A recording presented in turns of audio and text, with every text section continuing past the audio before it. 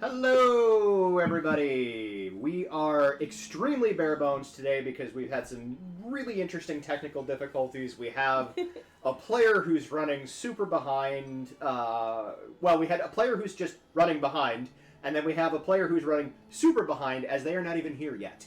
So we're gonna do the stream. We're gonna play the game. We're gonna ask that you bear with us, and please forgive the kind of bare bones quality of what's going on right now. But with that said, Brian, why don't you take us away? Absolutely. Thank you for joining us. I know I had a little bit of a break because, most of us live in Minnesota, and quite frankly... When the sun shines, we play. Yeah, because it'll snow very quickly. And the snow won't go away for months. Years. You're not always... Yeah. Anyway... Admittedly, sometimes I do feel our winters are kind of Game of Thrones winters, where will last several years. It is the long night of winter, yes. Well, in this year's El Nino year, so we're super fucked. La Nina? Yeah. La Nina. Well, and it's the Game of Thrones winter, because winter is always coming. That's true. That is true. It's always a countdown to winter here. At any rate, thank you for joining us. Welcome back to the intrepid crew of the Berezaya Argia, where we had last left off. Our crew was kind of finishing up their finishing up little bits of downtime activities, so to speak, that I say loosely because we actually had a lot of stuff go on during the downtime activities. But in Sharn... Downtime my ass. Well, yes. And... The biggest thing that I shouldn't say the biggest thing, but you kind of wrapping things up. You guys were ready to leave, but before you did, admittedly, Narashti had been seeing someone, a dancer by the name of Anya Adair, who unfortunately also has become a possessed host at one point for one of the Inspired. Or not the Inspired, the Dreaming Dark. The evil quarry nightmare spirits.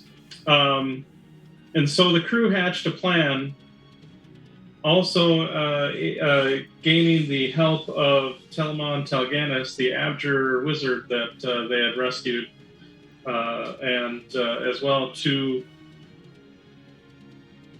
kind of, I wouldn't quite say capture, but maybe coerce would be a better term, Anya into coming on board the ship so that you could create a protected room on Zaya, basically, to protect her from getting possessed and potentially exorcise a quarry spirit if there was one inside her at the time, which of course there was. But you all pop that thing out of there and stabble, punch, stab, and pretty much wipe that thing out. But to keep Anya protected, she is now kind of relegated to staying within that one room, and Telamon has to kind of do a set of sort of daily wards to sort of keep her protected from getting repossessed, which is not the greatest of things, but it's until a more permanent solution is taken. It has been made, and in fact, you kind of asked Telamon to start working on something that might be able to help protect her. Like a magic item or something, help protect her from being possessed in the future. On the plus side, Abjur are on retainer. Well, and so so on retainer, you've gained the services of a Abjur wizard as well as his younger sister, who has some magical talent herself, Solana, who, if you may or may not remember, was the sister that you guys had ultimately rescued from the Mind Flayers from trying to a while back, that had tried to free an Elder Brain, which is a whole other crazy story, as they are. because adventures. And so currently you're all on board Zaya. You did have as you were kind of pulling out of Sharn, you did have a little interaction with Lady Alana Ilpulter, the Planar Studies department head, as well as one of her associates at the Morgrave University, which was, of course, the Sphinx Flamewind. And you were asking her some questions and whatnot as far as to get a few more details on, I think, a couple of different things. But I believe it was Rhiannon's discussion with Flamewind. Where Did I have a conversation With the Sphinx, yes. I don't remember. I was driving. Sure. Well, you're driving, so admittedly, I'm trying to remember as well because like I said, it's been a couple months. But I believe had a little discussion with Flamewind on the side where the Sphinx had actually politely sort of asked if you could kind of convince Lady Poulter to not join you and the crew. Mainly because the Sphinx, being a student, very much a student, and some might also say pawn, depending on how you look at it on the day of the week, a student of the Draconic Prophecy, was kind of feel for her friend and companion's livelihood should they join your crew. Yeah. Since Lady Irpultor is not part of the Draconic Prophecy as far as what Flamewind says, and definitely not part of the Children of Calamity, your little subset of the Draconic Prophecy, so to speak. So, with that being said, you are currently, you're currently flying in the skies. You're away from Sharn, and I believe you were headed towards Kabara? Or where are you guys heading? I guess we didn't really discuss. I don't know that we ever actually had that discussion. Then never mind. You are in the air. You are probably over the, to make it a little bit easier, off the coast, but like over the ocean. And then I guess then the discussion would be, what are y'all gonna do? Well, my feelings should be pretty obvious.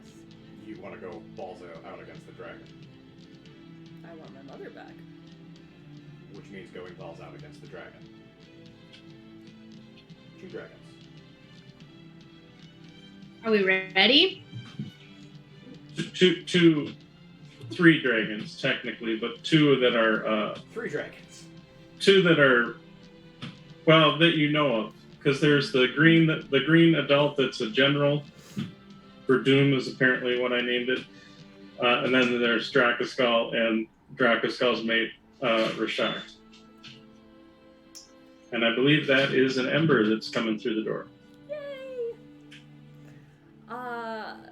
Either that or River has just found out how to open up a door, and River that's has discovered thumbs. right. Hi, Amber. Hi, more Jesse.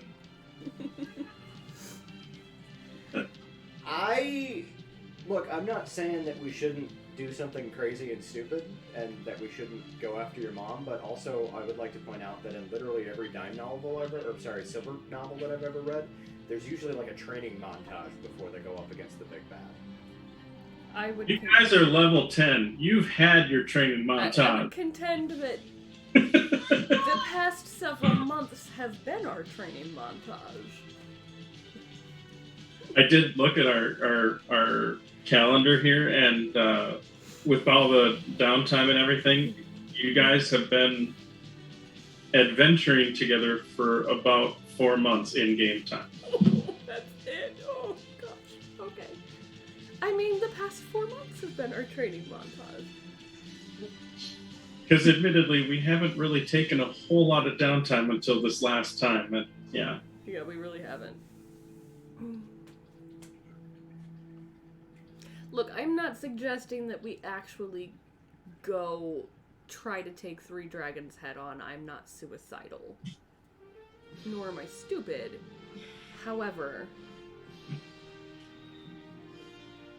my opinion would be that we should head in that general direction and start to deal with things.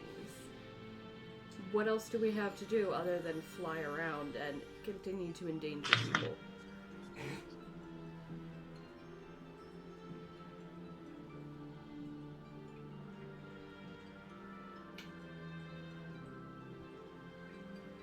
Amaya, Narashti, anything?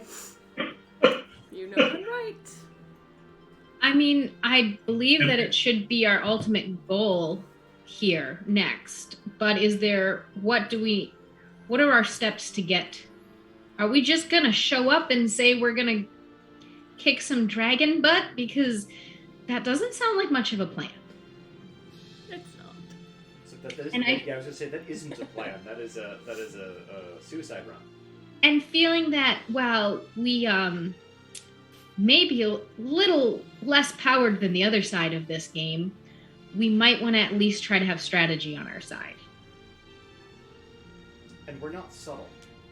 You got a gesture No. to Zaya on the whole. I mean, we could always be more prepared, but are we prepared enough? That's the question. Are you ever really prepared enough for something like this?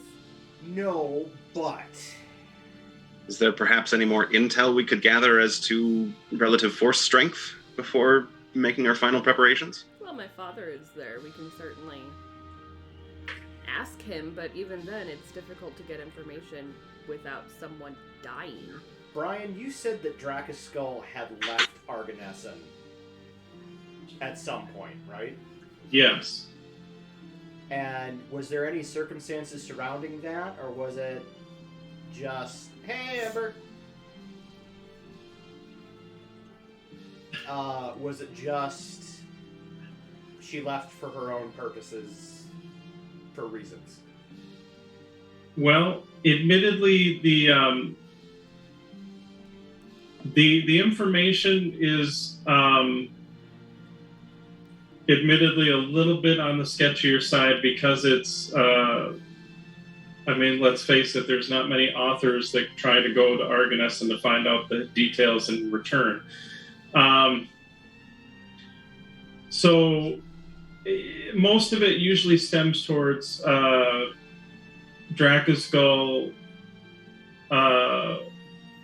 came to this place to join her mate, Rashak. And Rashak had been in Kabara for several centuries prior to this. So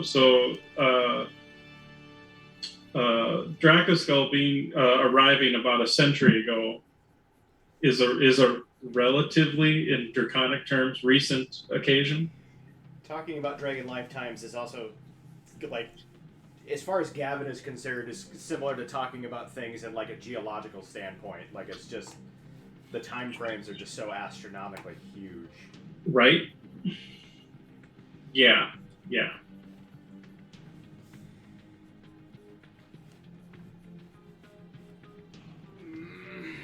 So Ember, just to let you know, you're kind of the yellow token. Oh, Brian, I failed to do this. Ember, do you Yellow. want to switch with me? Do you want the orange one? I'll take the yellow one. Actually, who's blue? For fuck's sake! I mean, sort of two of us? That's I true. mean, there it's is not a- just Rhiannon. Here's the deal. I do have a darker blue. No, that's too many blues on the board. You know what? I can switch to Give me black with pink. Amaya. Give me pink.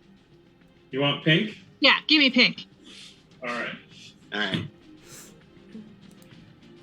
Then Also, you. gonna take this You opportunity. picked like the worst color. I hate yellow. Like with a passion. I like yellow. That's fine. But yellow's not for me. Yeah, see, look at Rhiannon's screen. Yeah. It's so pretty. For those of you who don't know, our Ember painted this incredible dice tower for me for my birthday. She painted this. Look at how pretty it is. It's beautiful. What? It's gorgeous. She also hooked us up with the tokens, the colored counters, and just want to say thank you. Because I got tired of this black. I can't. Which one's me? Which one's me? I couldn't handle it anymore, guys. She hit the end of her rope. I did. That's fair. That That's is fair. I was like, entirely fair. I'm making an Amazon order. This is happening. All right, Brian. I failed to do this. I was supposed to remind you. I was supposed to make a note to remind you about notes. Oh yeah. So as an encouragement and also as a long overdue thank you for the notes that you've taken thus far, I'm giving Gavin a point of inspiration, GM inspiration, which basically allows you to spend it to get a reroll, and would encourage those of you that are willing to help update our little group thing that you can also earn Game Master inspiration. Where the shit is my inspiration for buying the damn tokens? I'll give you a point of inspiration for that. That's fair. That's fair. Yes. And I'm sure Phoenix would give you a point of inspiration for painting the dice tower, but they don't have that power. So Accurate. That's a different game. that's true. There you go. So in another game, Harbinger. Yeah, that thing I haven't touched in like a real long time. Yeah, you're technically still the DM on that one. Yeah, I know. At any rate, but I digress. so So now we're right discussing whether or not we're gonna, do a suicide mission to Kabara or do a slightly less suicidal mission to Kabara in a slightly more intelligent way. I would vote for the latter. We Well, I never would do vote the for the latter latter. too, but so far, like the only plan we have is to come up with a plan. No. I believe the plan is to gather more intel, what intel we can, and then reevaluate our plan. That was what I was trying to do in Sharn, but I only got so far. My question is if we're going to gather more intel, how? Because it's all well and good to say, let's gather more intel, but, then we have to do the thing where we do the thing. I got no skills in that. Well, I got I a mean, skill. I do, but I It just... gets questionable on alignment. We would have to...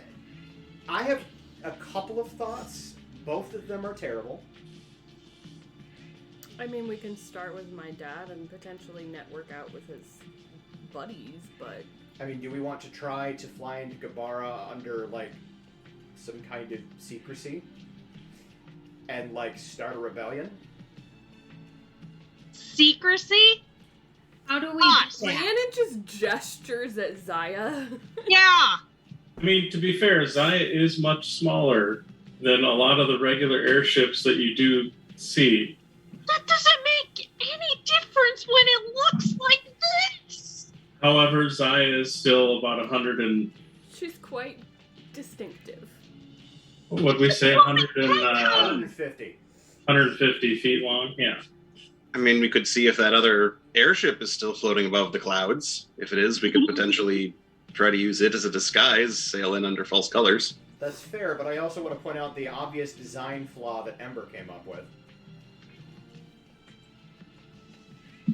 Hard to mask it. I don't particularly wish to be cooked alive. Nope. Oh, that one. That one. Well, I'm not going to do that, and nobody's figured figured that shit out. If you figured it out, somebody else would figure it out. I'm not trying to downplay your genius. I'm just saying that you're faster than everybody else, okay? Because that was a brilliant and fucking awesome move, and I would love to see something like that happen again. But some other idiot is going to whip out a heat metal at the right opportune time and be like, oh, hey, that's an ironclad airship. Let's have dinner. Is there potentially a way to sneak a small number of us in without an airship? I mean, there is, but what do we do? What do we do with Zaya? I mean, Nikali lifts up his hand and goes, I can get some people to fly. I mean, I could polymorph, so I can fly. I mean, I can fly too. Again, this is not... But yeah, then we're leaving Zaya behind. And where do we stash Zaya? Well, how about we not stash Zaya at all? Some of us will go in, including myself, without Zaya. We'll do a little bit of scouting. We'll find an opportune moment. And then I can inform the rest of the crew on Zaya when the opportune time to strike is, and we'll simply have a two-pronged assault. So we should split the party. I'm just going to point out that design flaw and how that did not help the last time. I feel... Look at me using I feel statements. We're using I statements. Y'all, we're in deep shit now.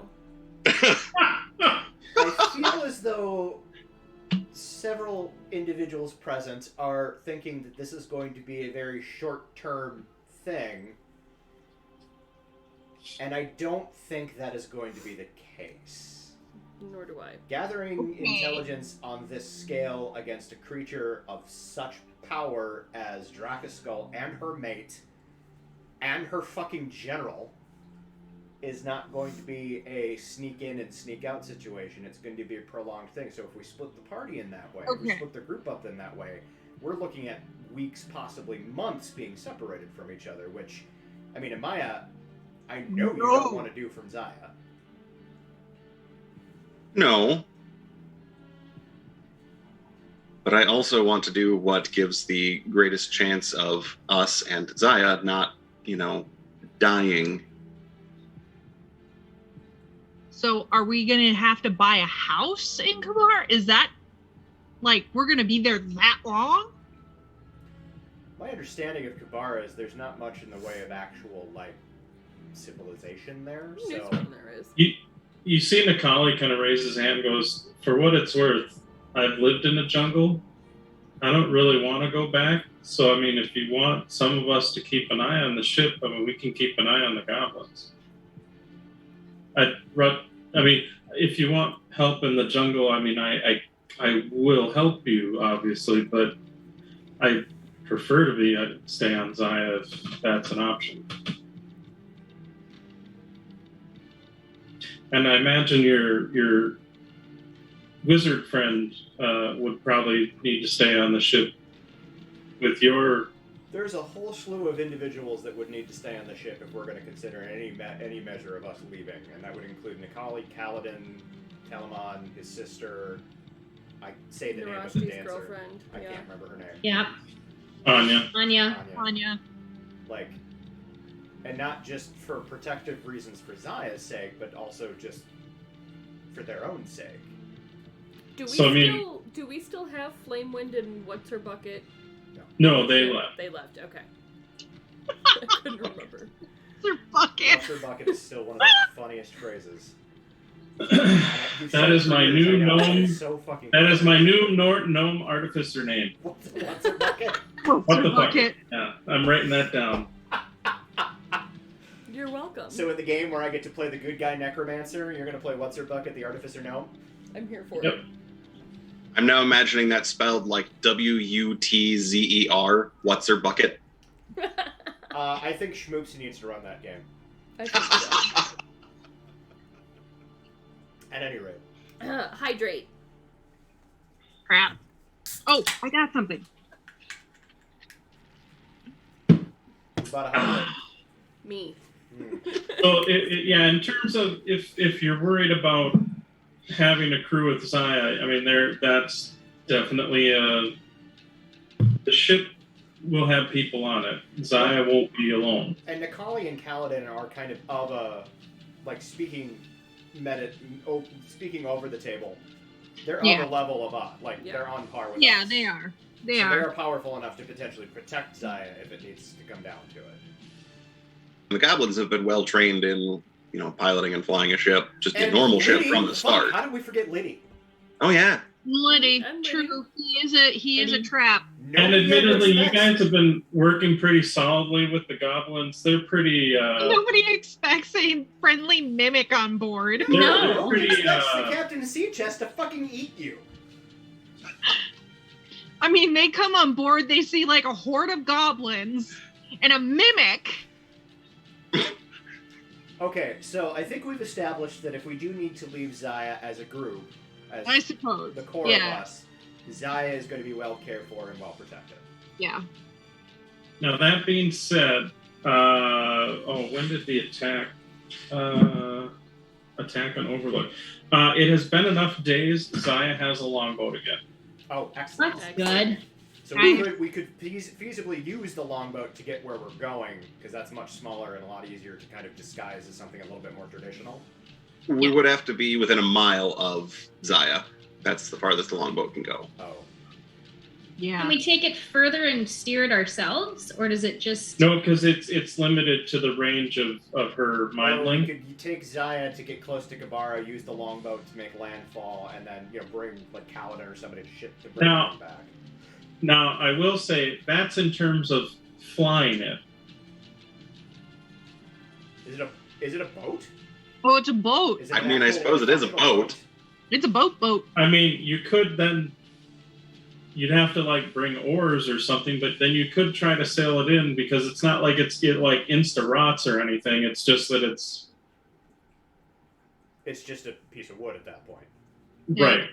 Effectively, yeah. Huh.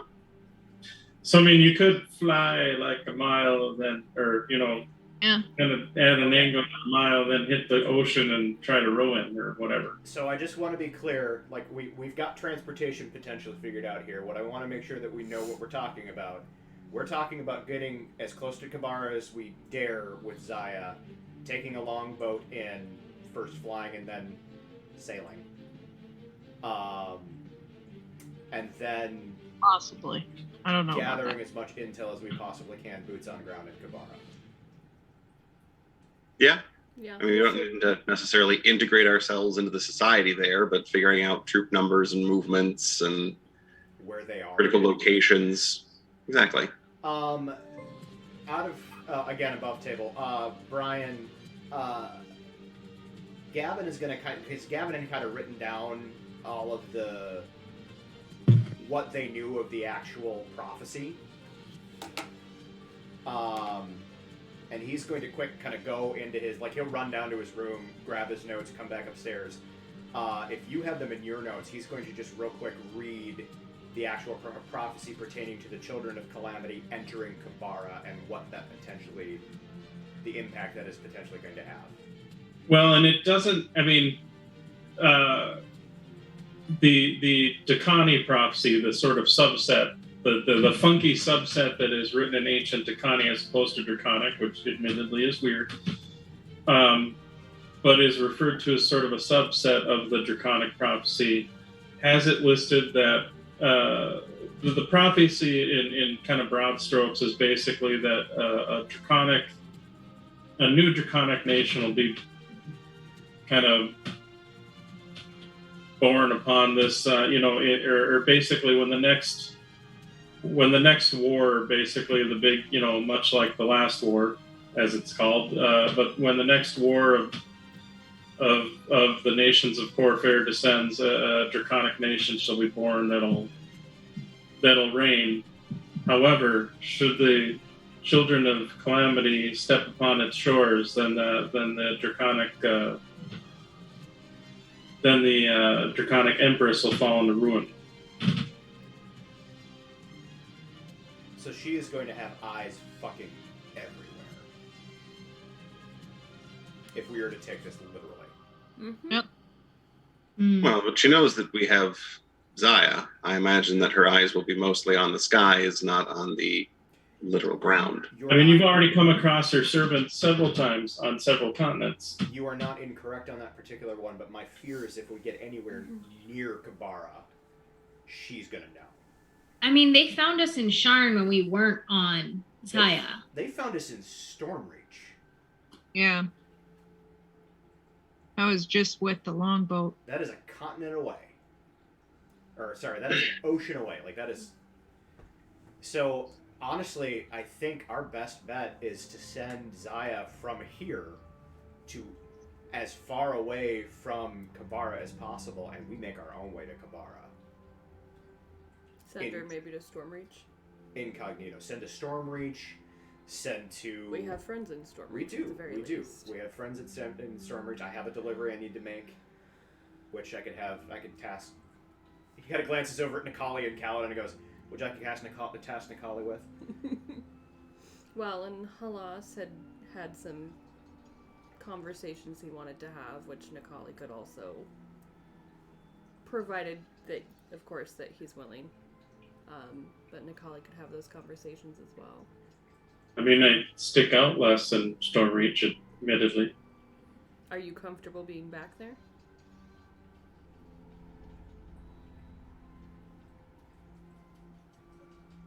Comfortable is a state of mind, but I'm more than happy to help.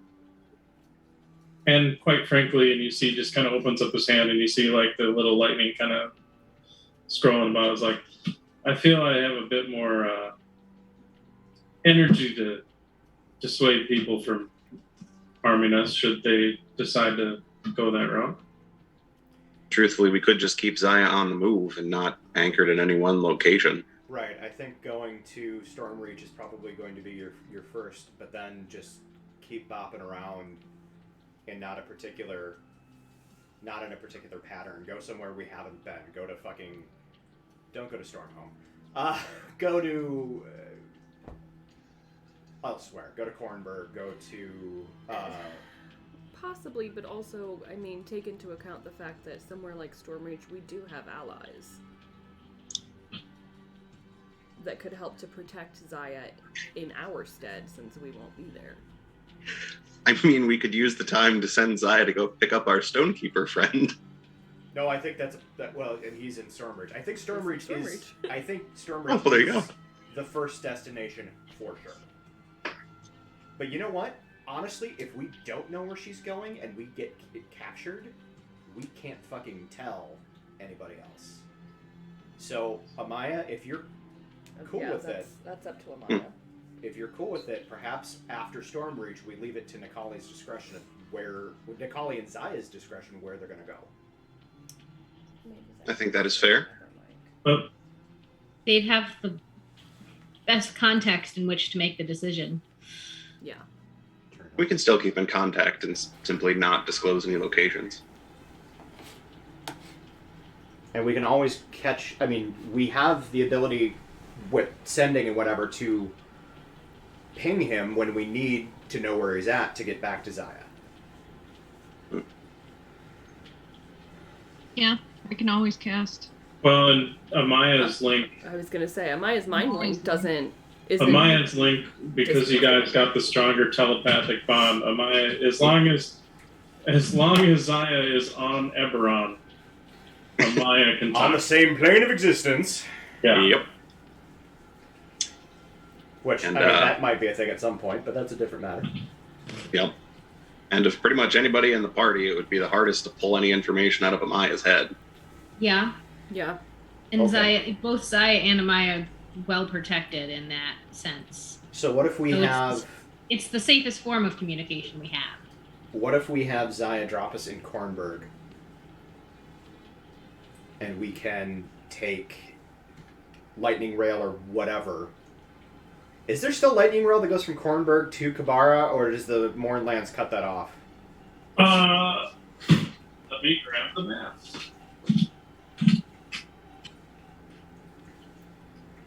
We'd almost have to go north. Or take a ship. Hey, map, where did you go? Maybe I'm thinking Trollenport. I don't remember. Uh-oh, where? Now you done it.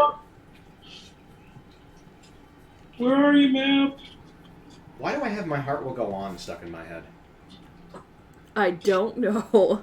Could not tell you. I don't have that song going through my head, but apparently I have Celine Dion in some way, shape, or form going through my head, and I have no idea why. For my bat mitzvah, I got a music box that played My Heart Will Go On. Oh, Lord. I love that, though. I love that for I you. love that for you. For I me, mean, it was not something that I necessarily requested. It was a lovely little music box. Yeah. And like jewelry box, but it was something unexpected.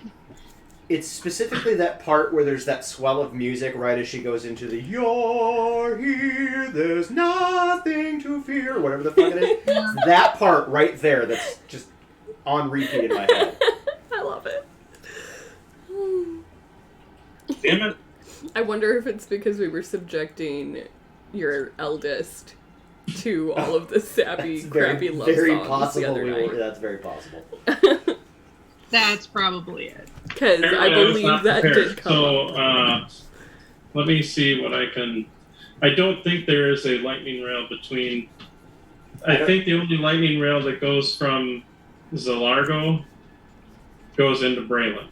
Right, and I think we'd have to almost like basically circumnavigate the continent just to get to the other side of the morning. Well, you'd have to sail. You'd have to basically get on a sailing ship of some kind that left Korenberg and then went across the bay toward the I hesitate to suggest this given how our adventure together started, but perhaps we should look into booking passage on a different airship? Nope. She found us on the fucking airship. I'm not doing that again. I do think it would be unexpected. True. Like returning to the scene of the crime after you murdered the person? Pretty much. It's not the scene of the crime. It is 100% the scene of the crime. We were the ones that the crime was against. I mean, It's a different technically, what airship. you You gotta guys go didn't to crash. commit a crime. You just had a lot of collateral damage.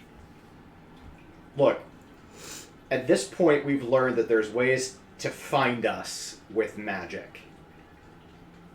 So there are going to be ways to find us regardless of what mode of transportation we take, lover. You are making this needlessly complicated. I'm not making this needlessly complicated. I'm making this so we don't fucking crash in the Mournland.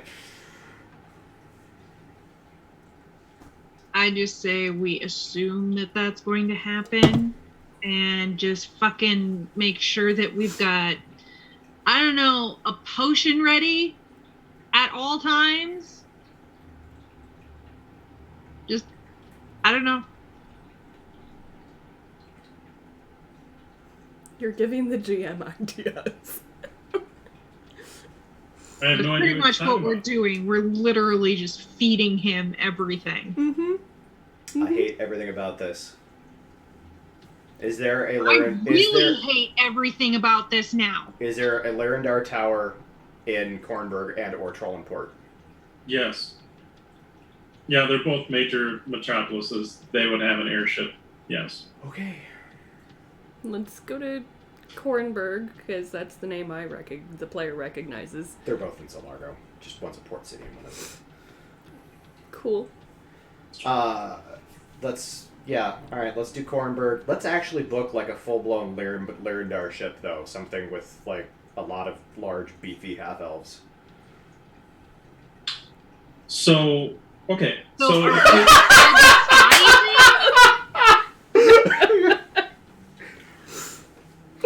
what is your plan now? Because there were so many plans. My understanding of what's happening at this point is that we are flying in Zaya to Korenberg. Zaya is leaving with Kaladin and Nikali and company to go elsewhere, while we book passage, theoretically on an airship, to Kabara. There were beefy half-elves involved. That's where I got a little fuzzy. I mean, there's just lots That's where, yes. of protection. Which So you should we got also use with the fires beefy with half-elves. beefy elves? My reason for wanting to go to a major metropolis, he says, completely glazing over what you just said, is I want to look down at... with hiring beefy elves. I'm just saying. Would just the added protection of the beefy sailor types probably wouldn't hurt, and also you should use protection. Anyway, and you guys, as you're talking about the beefy elves, you see Kaladin look over at Nikali and go, "I'm a beefy elf," and Nikali's like, technically so is Nikali. So is Nikali. Nikali's not a beefy elf, but he's a pretty elf. He's a very pretty elf. He's very pretty. He's got a bit of that fuckboy drow energy going on. That is Sorry, all elves. Is Or hot. Nikali this campaign's hot boy? I think Nikali might be this campaign's hot boy. I mean, considering how high the average level of charisma is for this entire effing group, We're all hot boys. That's true. Technically, Gavin with a 20 might be the hot boy. I mean, I think Barca was probably the sweetie, lowest charisma. I think, and he still had like a 15 or something. Mm-hmm. 12 Yeah. or something. Yeah. Or 12 or So, Yeah, I think the lowest charisma is a 12. Yeah. Y'all, Narashti has a 10. Oh, okay. Oh, so It's Narashti is awkward. average. So precious. So, Narashti is the average best friend Oh, amongst she's all like the pretty average popular girl next people. door. Yeah, no, she's just like. That's rough. She's so cute. Mhm. At any rate, no. So She one of the has reasons. no idea how she ended up with Amaya being in, or not Amaya, Anya being interested in her. She's still trying to catch up. Oh, Well, it's not all about how you look. Sometimes just being a sweet, wonderful human Narashti being. is just so pure, and honestly, yes. that's probably it. My point is, the reason why I wanted to go digressing super hard here, guys. It's our first game back. It's bound It to is. happen. It's bound to happen. Just So roll my with point is, part of the reason why I wanted to go to a major metropolis is because I wanted to potentially find some kind of magical protection against being spied upon. And I know we don't have a hell of a lot of money left right now, Don't. but maybe we can go to Kornberg, pull some kind of high-paid job, pay for something, and then we can disguise ourselves. I mean, there is that. Well, Narashti's safe because of the necklace I gave her. Right, but I would like Yeah. something for all of us to be able We to need travel together. more of those We need- necklaces. yeah. Right, and in order to do that, we're going to need money. And in order to get money, we're probably going to have to pull some kind of ridiculous, crazy thing that our out-of-character GM is going to come up for us. In character, we're going to have to probably pull some kind of a ridiculous job that'll be slightly less than legal. Smuggling. I meant probably in and around Kornberg. I mean, this ship would be ideal for smuggling if we're being real honest, but Yeah. How? because Zaya Zaya can can make grow pockets Side compartments. herself. I thought with smuggling you wanted to be like low-key and... See, that's the whole brilliance of it, though, is that why am I the It's one who's low-key, talking but about it's criminal fun. enterprises? Yeah. I mean, out of all the characters, you probably delved with criminal enterprises, usually on the punishing them other half. Yeah. Hunting Yes. them down. You also More than understand anyone that else. Gavin's entire understanding I of the feel a criminal... little dirty. The I mean, Gavin's you're an entire inquisitor- understanding you of are the an criminal inquisitor. mind comes from dime novels. It's true. So, It's so precious. Comes from what? dime novels, Oh. spaghetti westerns, that kind of thing. Mm-hmm. Oh God. Yeah. So, All right. So I've the seen plan many is things to. in my day. So just to verify, the plan is to head to Zillargo, to one of the two cities there, the bigger cities there, to then figure out the next step.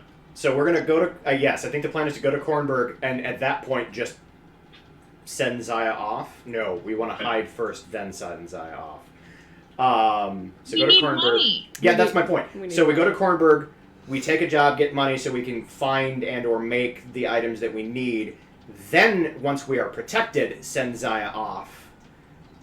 Such Okay. that if she scries, she can't find us, and then So therefore we need to do a side quest first. Okay, hear me out. that. I'm gonna throw a wrench in this, and I'm not sorry. Must you? Yes.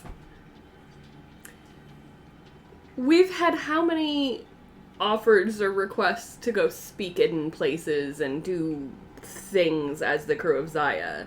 Why don't we go someplace like Roat hobnob with, high wealthy people, get some donations, then go there to disguise ourselves. I worry about us being, doing jobs and then trying to flip and go all incognito all in the same city. Because if we're already there as ourselves... I agree with doing a job not in a little bit farther away from where we're trying. We could do a job in Trollenport and then go to Kornberg. I want to stay on where we're at. The hobnobbing with I know. higher ups. I know you don't like that part. Nope. You can play though. The gnomes value information above all else. They hate a mystery. Yes. Zaya is a mystery. We'll probably get better jobs in Zalargo than we would in Breland. Okay. So I'm not saying we do it in the same city. I agree with you that that's probably not a great idea. Perhaps we head to the port first.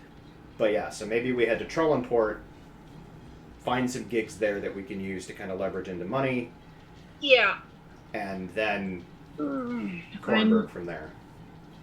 Or are we more likely to get that kind of job in Kornberg? I think it's 6 one, half a dozen another. I don't know. Brian, do I know? Or as far as where can I predict where we would be better off getting a job? Trollenport or Kornberg? If we're looking for something along the lines of utilizing Zaya and our reputation for money. Or even Tarkanan links. It's 6 in one hand, half a dozen in the other. I mean, you've got Kornberg does have a university. Kornberg does have the university and the Chronicle. So, I mean, they tend to... But, I mean, they're both big cities that have lots of stuff. So what if we go to Kornberg, do our job there, and then, once we are protected, have Zaya head towards Stormreach from Kornberg, we head to Trollenport, and then go to Kabara. This is a really complicated plan. There's no way this could possibly fail. Let's head to Kornberg. Does anybody have any objections to what the out. fuck we just discussed? Does anybody have any comprehension of what the fuck we just discussed? We're going somewhere and we're going to do something. That Yes. is the gist. Welcome to role-playing, everybody. Go to place, do thing. Sounds like plan. Yes. Talk to people. Best plan ever. Don't kill them all, though. You know what? It is a far better plan than our original plan, which was to fly into Kabara and challenge a dragon to a fight to the death. So, I would point out that was never my plan. that's kind of what it felt like your plan was. I just said that I wanted to go get my mother back. It's going to happen eventually. Can't we all just get along? I think we're getting along. Honestly, this is as good. This is as good getting along as I think we ever do. So I miss this game. Oh. Alrighty. Ember right now is just shouting past the chicken because you know that this is happening over a big meal. Oh, well, I'll tell you right now that Gavin is passing the chicken by chucking it at her. Oh, you want chicken? Here's the fucking chicken! Quit hogging the corn! And the best part is when you want to clear the plate, you're like, hey, Liddy. Well, yeah, no, the best part is that we don't have to clean up the floor because the goblins are under the table just like, ha, ha, ha. Yeah. Oh my god. They're like the puppy that you're sneaking the bits of meat underneath. Every once in a while, you feel a little nibble on your shin when you're like, no, that's not a chicken leg, that's my leg. Bam, whack. Mm-hmm. And then alright, go back. Gavin just keeps a roll up Kornberg Chronicle next to him. At this super chaotic peak in the argument, Narashi's going to sneak away with food for some of our more imprisoned guests. Not really imprisoned, but for Anya. And kind of self-exiled, I guess. yes. That's fair. Well, and Telemon's ritual is more of he has to do it as a daily thing, but it doesn't take up the whole day. Like he doesn't have to like sit there focusing it all day long. So actually, he's probably busy working on the magic item to make it a more. Okay. So I am going to add this as I think we actually do have a plan. If we start heading towards Cornberg. It's going to take at least a day to get there, right? About a day, yeah. So at some point, Gavin is actually going to take one of the smaller tables, bring it down to Anya's room. Okay. Open the door. Set the table in front of the door. So Anya can sit on her side, and Narasha can sit on her side, and they can have a meal together. Can't Narashti just go in? I don't know, can she? Yeah. Yeah. Oh, never mind then. Yeah, people can enter in. Imprisoned. Anya just can't. I wasn't sure if there was like a threshold situation or not. So. And Anya technically could leave. It's just not ill-advised for her. It's very ill-advised. Gavin makes some kind of gesture in that vein for whatever makes fucking sense, because Adam apparently doesn't know how this works. That's fair. Narashti is still quietly just trying to build back like a positive relationship in any form. After this is kind of. This is not necessarily great relationship building material. And I'm giving you the help action. Because your charisma sucks. Hey, it's not. Hey! It's gotten her this far. I'm just saying, like, I'm giving you advantage on your persuasion roll to prove that you're not a terrible girlfriend. Charisma. She could take a 10. I mean, would you really notice me leaving if you're throwing chicken at Ember? I didn't Probably mean not. that. I didn't mean that moment. I meant at some point between when we decide to go and when we do go, he makes some kind of gesture in that vein. Okay. Because Maybe no, does he something to absolutely make would sure not that know. nobody walks by the door and that they can kind of talk uninterrupted. Yeah, probably something like that. Sure.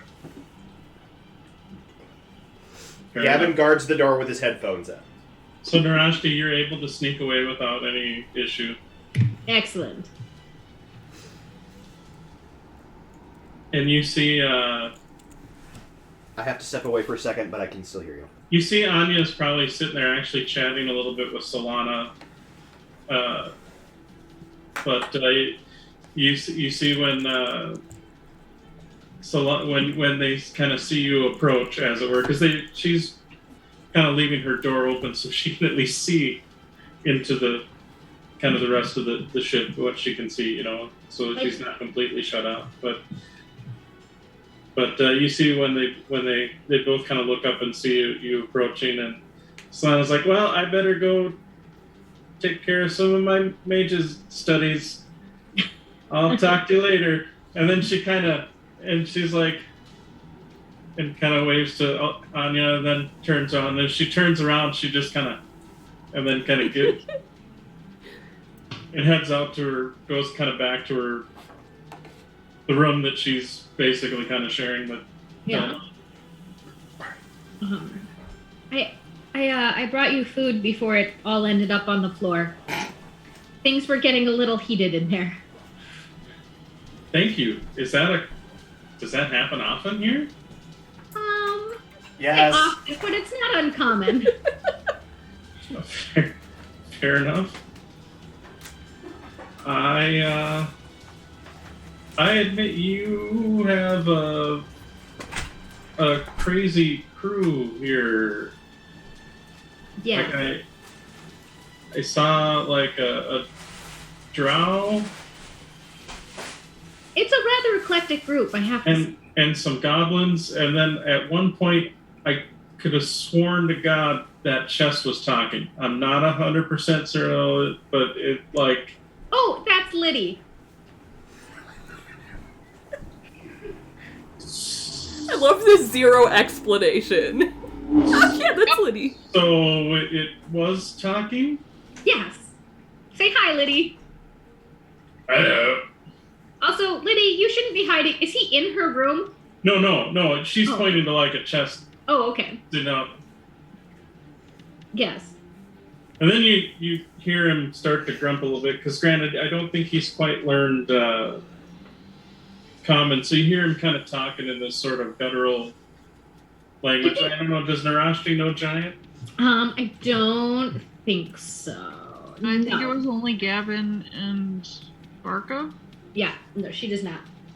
Well, Barca might have been learning Giant. And, Barca was learning, but I think Gavin is the only one who actually speaks it.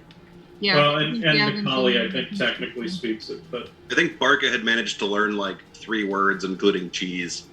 Yeah. so you hear you see Liddy kind of bark up and start talking in some guttural language that you recognize as Giant, but you don't know the words. I think he only speaks Giant right now, but he's friendly enough. Okay. I'm sorry. Because, when he starts talking, you see the mouth open up and see the fangs and the saliva and the, It took me a minute to get used to it, too. Okay, well, more than a minute. It's very eclectic. He's friendly. Is there anything else you need? Or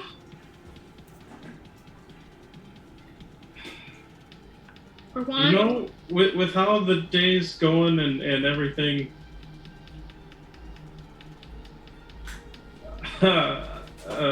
maybe a stiff drink. I don't know. Like this has been. I can do that. We have that. Well, then maybe, but and she just kind of takes hands up. But maybe for right now, just maybe some company. I mean, don't get me wrong, Solana's great, but I can do that too. cool. Nashti will spend time with her. Yeah. And she chit chats and whatnot. And granted, she doesn't necessarily go into anything too deep or philosophical, but you can sort of see her kind of visibly relax a little bit as far as just having a moment to unwind. Narashti is wonderfully awkward the whole time.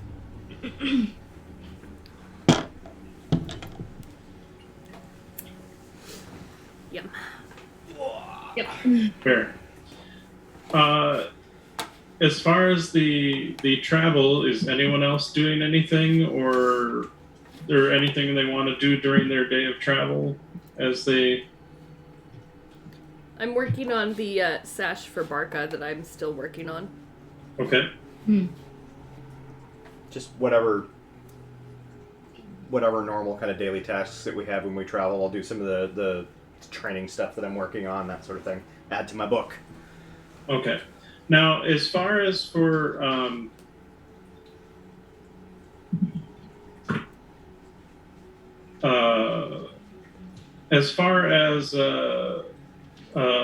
your individual projects, as far as crafting, are you guys keeping track of your days of progress on it? Because I admit I don't have anything listed in the Zaya doc.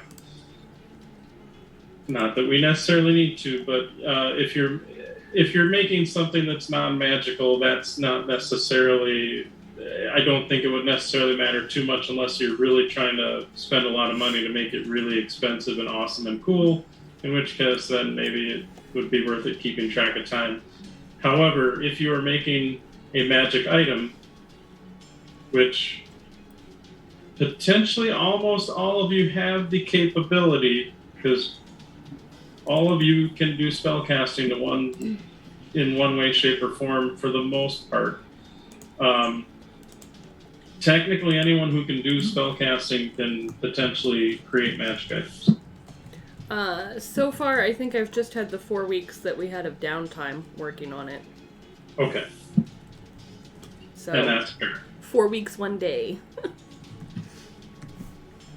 That's fair.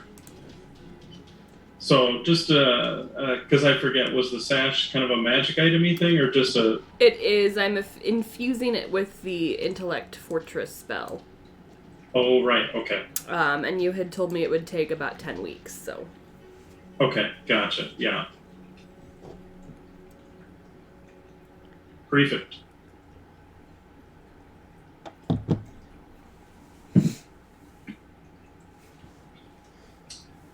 Funny enough, actually having Telemon there, being that he is specialized in different forms of protective magics, you do get a lot of insight too if you ask him about anything as far as weaving magical enchantments and whatnot. Would there Specifically more abjuration style enchantments, which that Intellect Fortress definitely is. Would there be any chance that potentially he and I could work together and shorten the amount of time it would take? Yes, but at the expense of him making the item for Anya. Nope. Okay. I'll do it myself. But I will say, if there are any crafting checks involved, his discussion with him would allow you to get probably advantage to your roll. Gotcha. Okay. Because you get the sense that, quite frankly, how they afforded their lifestyle and charm, basically, is he made magic items. Yeah. And of more abjuration protection types of magic items. Usually a bit more high-end. His clientele was usually more aristocratic and wealthier, noble type people. So he shows his little badge that, yes, I'm certified to work as a House Cannith creator or whatever, or I'm a licensed House Cannith creator, but he's part of the guild, whatever, but or had his guild fees, but at any rate. So you're working on that. Is anybody else doing anything else, or I will fast forward ahead. All right, so the day goes by, and it is mid-morning when you see Korenberg. Korenberg off in the distance, and as you are approaching, who would you say would be on deck in the morning, as far as ready to go for the day, or who's still relaxing, lazing, doing other things, eating? I think Gavin is up. Rhiannon would be up also if we know that we're getting into Korenberg this morning. I feel like there's some morning prayer stuff for the Clash Star stuff for anyone who wants to join. I would be doing that. Okay. I would join that too. Amber is 100% asleep. That's fair. Rockstar, man. I'm And up until admittedly, 4 a.m. and then I crash. That's fair. And granted, the elves are both up. Actually, it looks like Nikali is putting together a list of things to have you guys, if you can afford and purchase it for his cloak number 2. Apparently, he has some design ideas. But okay, so the majority of you are on the deck, and you see again Korenberg's still a ways out, but you can definitely see it. And as Zaya starts to make her approach, those of you that are going through your Kalashtar services, or I should say Ilyana services, so to speak, since you're worshipping the light, maybe you're even doing like a sunrise service, maybe of some sort. That would kind of make sense. That seems on point. Rhiannon now has to be a morning person. Yeah, I'm not thrilled about that, but it's fine. You do get the sense that the worship of Ilyana is not so much it's not as traditions dogmatic in terms of it, because it's a lot more of a self-reflection and sort of meditation and introspection. And I kind of liken it to, think way more maybe Buddhist than like Catholic, Western doctrine. Catholic sort of traditions in terms of lots of protocols. Put it that way. Either way, whenever Rhiannon starts trying to get up in the morning, Gavin is sweet and judicious with the coffee. Because he is a morning person. And as you approach those that are on deck, all of a sudden hear sort of a popping sound. And you see there are a group of individuals that appear on the deck of the ship. God damn it. Oh. You see it appears to be a couple of, well, I shouldn't say a couple of, looks like 4 Warforged that look definitely like warriors, like they have swords and shields. And they're kind of making a perimeter around, it looks like 2 or 3 gnomes who are maybe a little bit more decked out with your more magical contrivances, staves or wands or what have you, less armor. And you see they kind of appear, with the Warforged making a ring around the gnomes, as it were, and kind of looking at everybody. And you see one of the gnomes is like, I wish to speak to the captain of this vessel. I'm the captain. All right. Amaya sees the Warforged and is instantly on her feet, hand on the hilt, ready for combat. When they say that, she'll kind of relax a little bit and kind of take a step forward. I am the captain here. And you see the Gavin, gnome, Commodore, Commodore.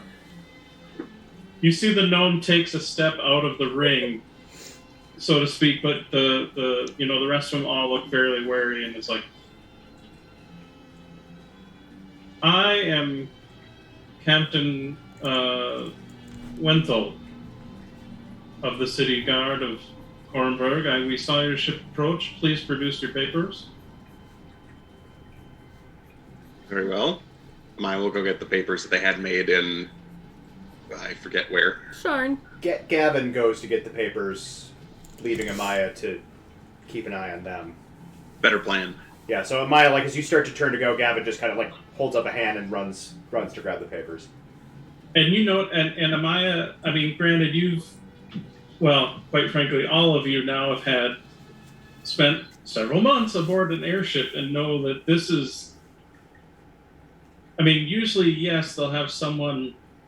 They're usually there on the This docks. is weird. This is weird. Right. The fact that they approached when you were still well outside the city and that they teleported onto your ship is a little bit of a cause for concern as far as that goes. But without you warning do see or adhering to the protocol. Warforged do have on their chest plates, they do have the crest of Kornberg, or whatever, or they're wearing a tabard that has the symbol on it. So they're definitely they're all, and even the more spellcastery types, as far as what you can tell, they are still having a coat or a symbol or something that shows that they are definitely part of the town watch, guard, constabulary, whatever you want to call it. Gavin, you retrieve the diamonds, obviously without any issue.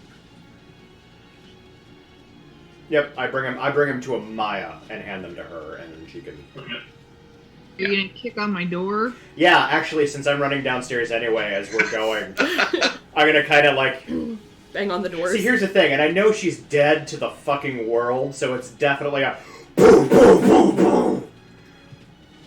Wham!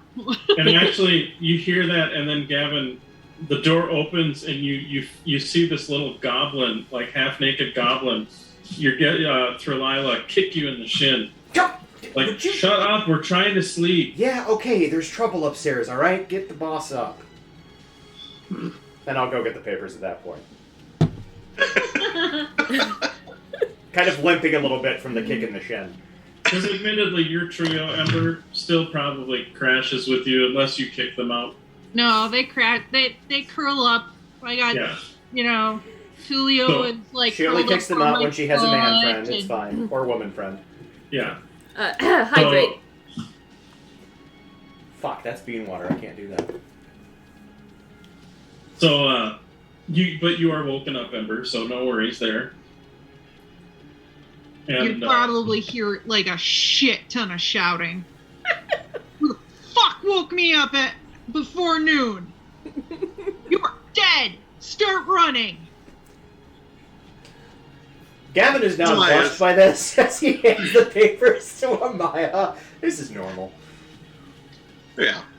Amaya pays it no mind, acts like it's not even happening, and will kind of cautiously walk forward and extend the papers to whatever gnome was speaking. And you see the gnome kind of proceeds to go over the paperwork and is like, "Can I see your papers as well? Actually, I'll need to see everybody's on board the ship."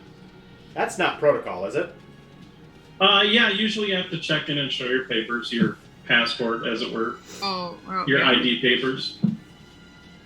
I hand I mine. think we I got hand mine those over. too. But again, Yeah, we yes, in the we sense have that those. you usually have to report in, because like when you guys go into a port, you have to kind of report in, whether you're carrying any cargo, where you came from, you Yeah. usually have to give that We did information. fake identity? It's like But we- customs, but the customs doesn't usually pop onto your airplane. It fucking No. waits till you land. Right, the Uh, customs usually doesn't come to you. Yeah. You go to So customs. Rhiannon And will this hand is your hers. randomly screening. Yeah. Rhiannon will hand hers over and just very very courteously. Usually we handle this once we've docked. Should we be concerned? Is this a new protocol for the city? Miss Madani. Yes, you haven't heard. Haven't heard what? Well,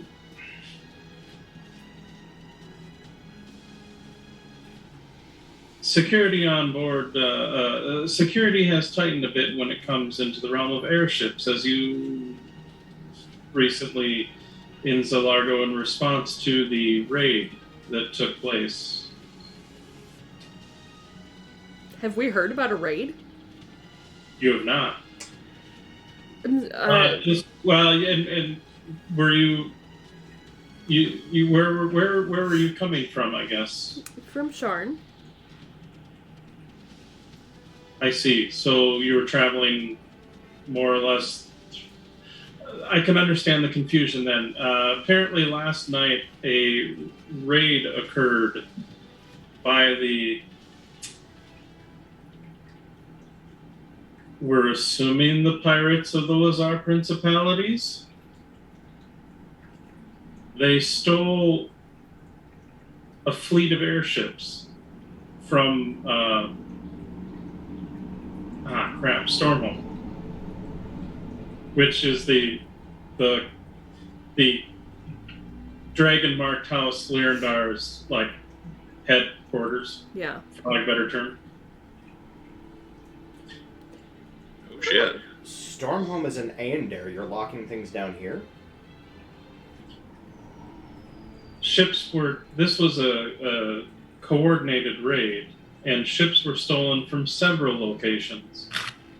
Ooh. Not just Aendarian ships, or not just House Lyrandar ships. So those few ships that have escaped theft are being under lockdown, or any ship approaching, security protocols are taking place to make sure that, well, quite frankly, your ship, being that it is registered with the principalities, wanted to make sure it didn't have a crew of pirates on board wanting to steal what airships are in town. Understandable.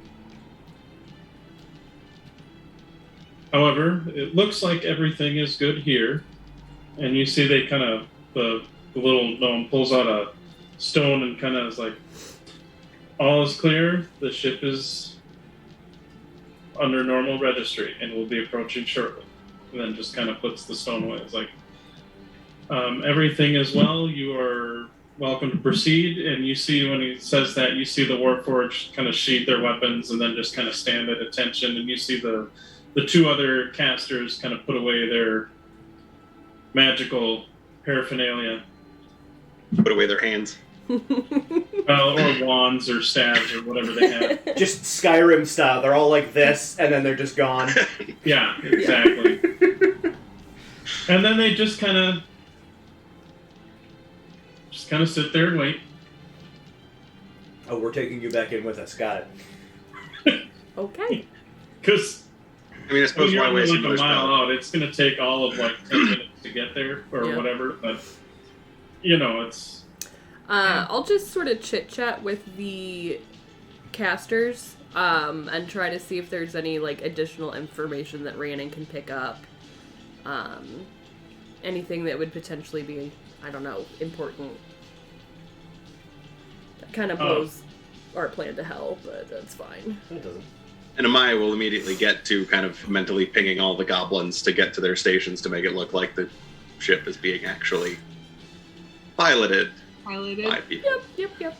And they do.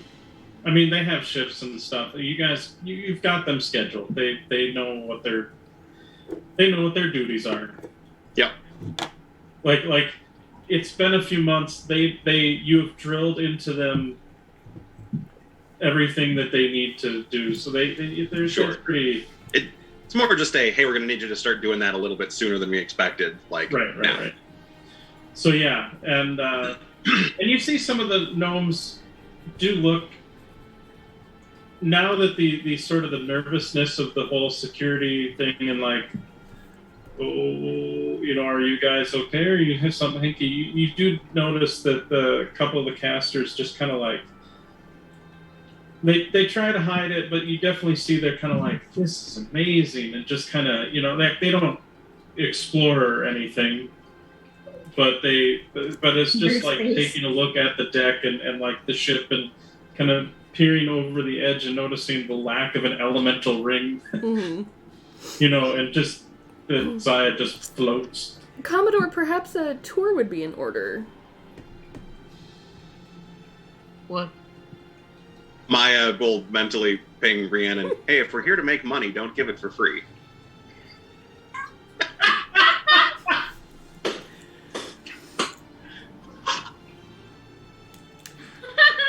That's fair. That's when you go over to them and go, $5 and I'll get you in. Yeah, 5 gold pieces, and I'll give you a tour each. Get you in beneath. Brian, does Gavin know if once you have an established set of papers, if you can potentially transfer those papers, papers to a different area using existing papers? If we wanted to not be flying under a Lazar flag. Especially if they're the ones being suspected of such piratical doings.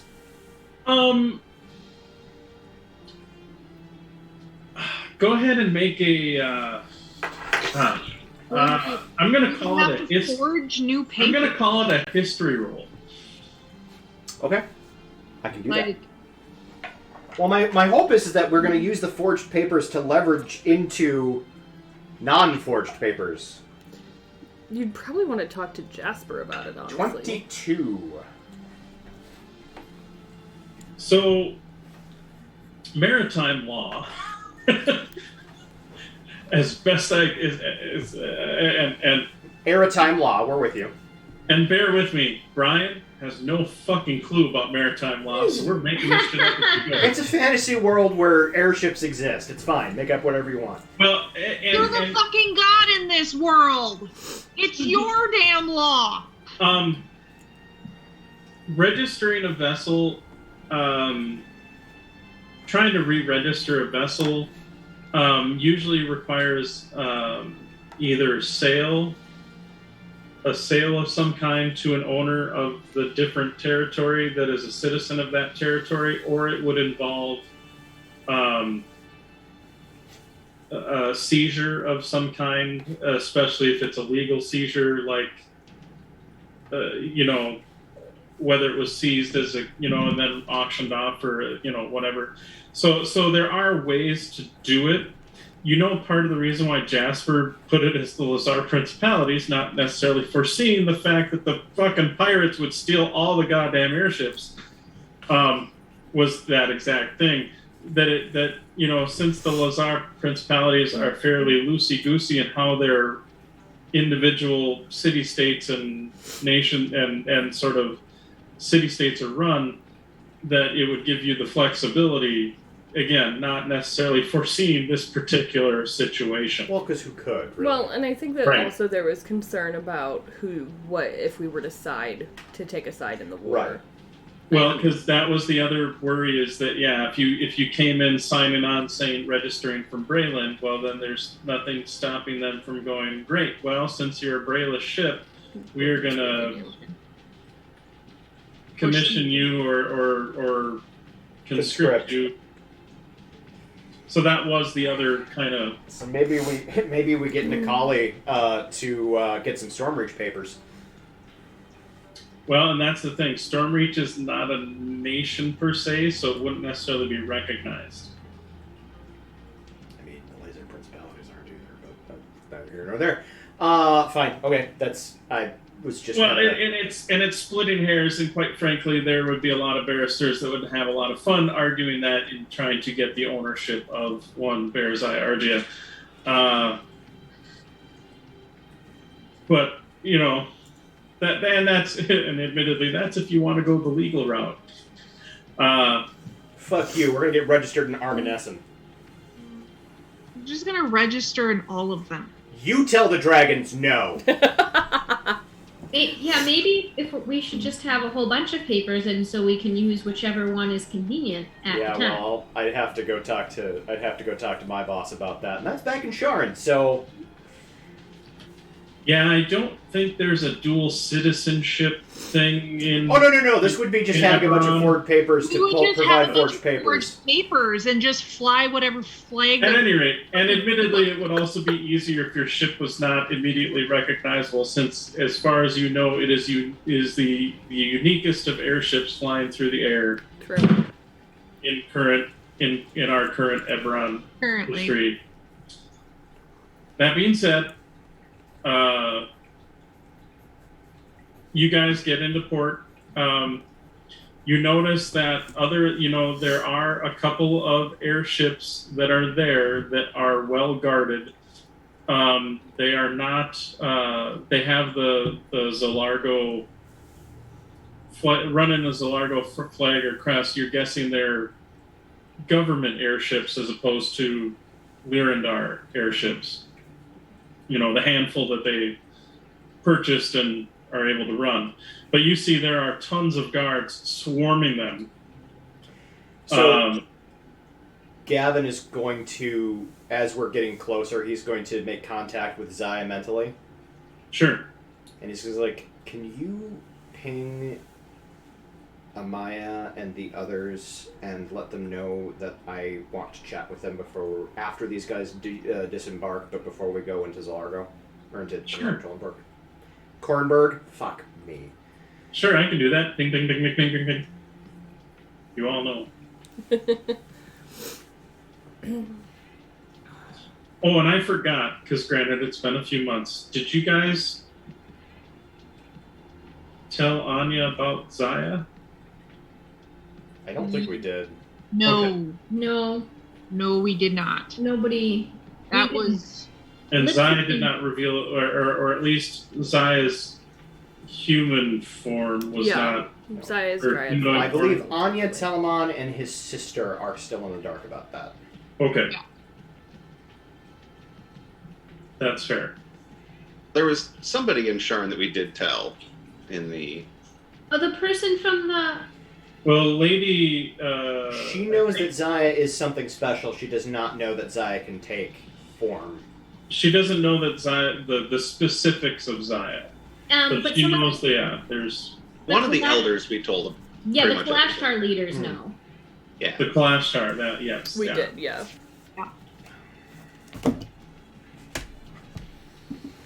So once we get docked and they depart.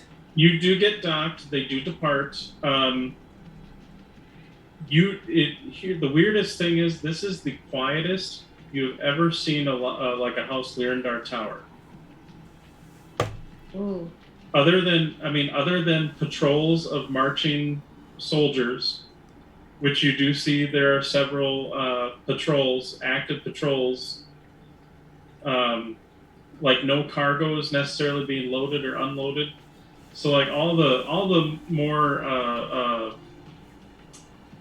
mercantile stuff, business and busy work that you normally see as far as loading, unloading, and all that stuff, it's dead quiet. The only movement seems to be more military-based stuff. You are given to the captain or commodore, as it were. You are given a looks like a small kind of paper booklet where they do ask if any of your crew are leaving the ship. You need to put their names in here and hand it to the dockmaster before leaving the tower. Understood. And you need to report back to the dock, and you will not be allowed back to your ship until you report back into the dockmaster prior to. Basically, they're really kind of cutting down on security, so you need to report in who you're bringing on the ship, who you're taking off the ship. Like they're trying to kind of track that, Sure. and be a bit more. And they do ask, would you like a security detachment for your ship as well?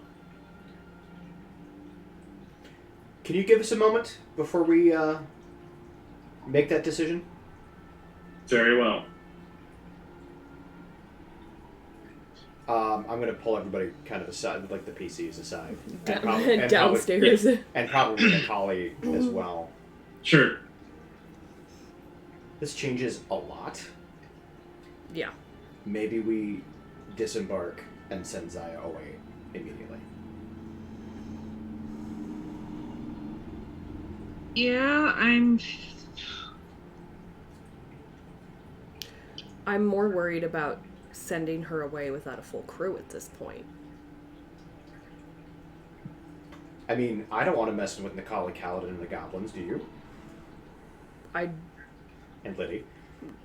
No, but I'm not happy about it either, but she's going to be safer on the move. I agree. I'm gonna pull out my wand of sending. Sure. And I want to contact Halas. Okay. Shit, I have 25 words. yeah. It sucks. Hi, it's Rhiannon. What was your tower attacked by pirates?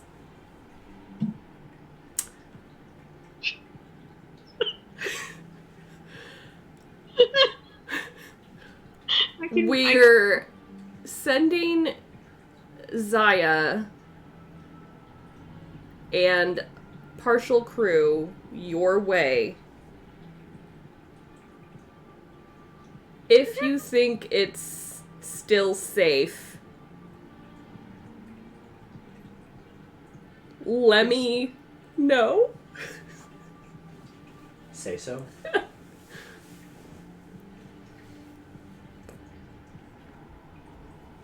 Except less stilted. We have so many hydrates that Oh, we good God. going I just to saw that. die. How many hydrates do we Nick! get? F you, Nick! 3, 4. That's 5. God damn 5 it, Nick. hydrates from Nick. I don't don't have that much have water. enough for this. Oh, screw you. Hang on. Nope, I'm gonna have to do this slower. Yeah, you're gonna make your tongue. I don't got enough liquid in my room to do this. I promise I will get to all of them. There are now 6, by the way. I still have vials of rum. That's not That's hydrating. not hydrating. That's even less hydrating than the magic bean water. Let's not judge. Let's just Ah, we're running with it. It's don't good. yuck my yum. We're running with it. Schmoopsy is also guilty, I'll point out. Did he do one too? He did! God damn it, Son of a Schmoopsy. bitch! Come on, Schmoopsy! Missed that. Okay, there needs to be a timeout on that. All right. Look, Alright. oh, I should not have had that run. Wonderful to hear your voice.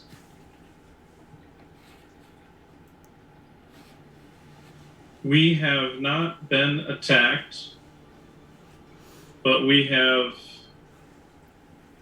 heard about it.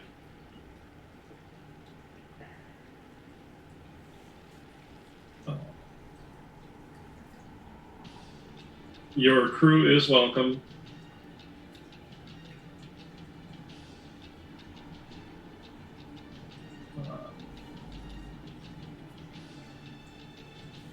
And that's it. He doesn't have to say anything else. Okay. And that's all she wrote. There you go. So Gavin is just like I'm very like after you do that and you report back. Yeah. Is this what we're doing?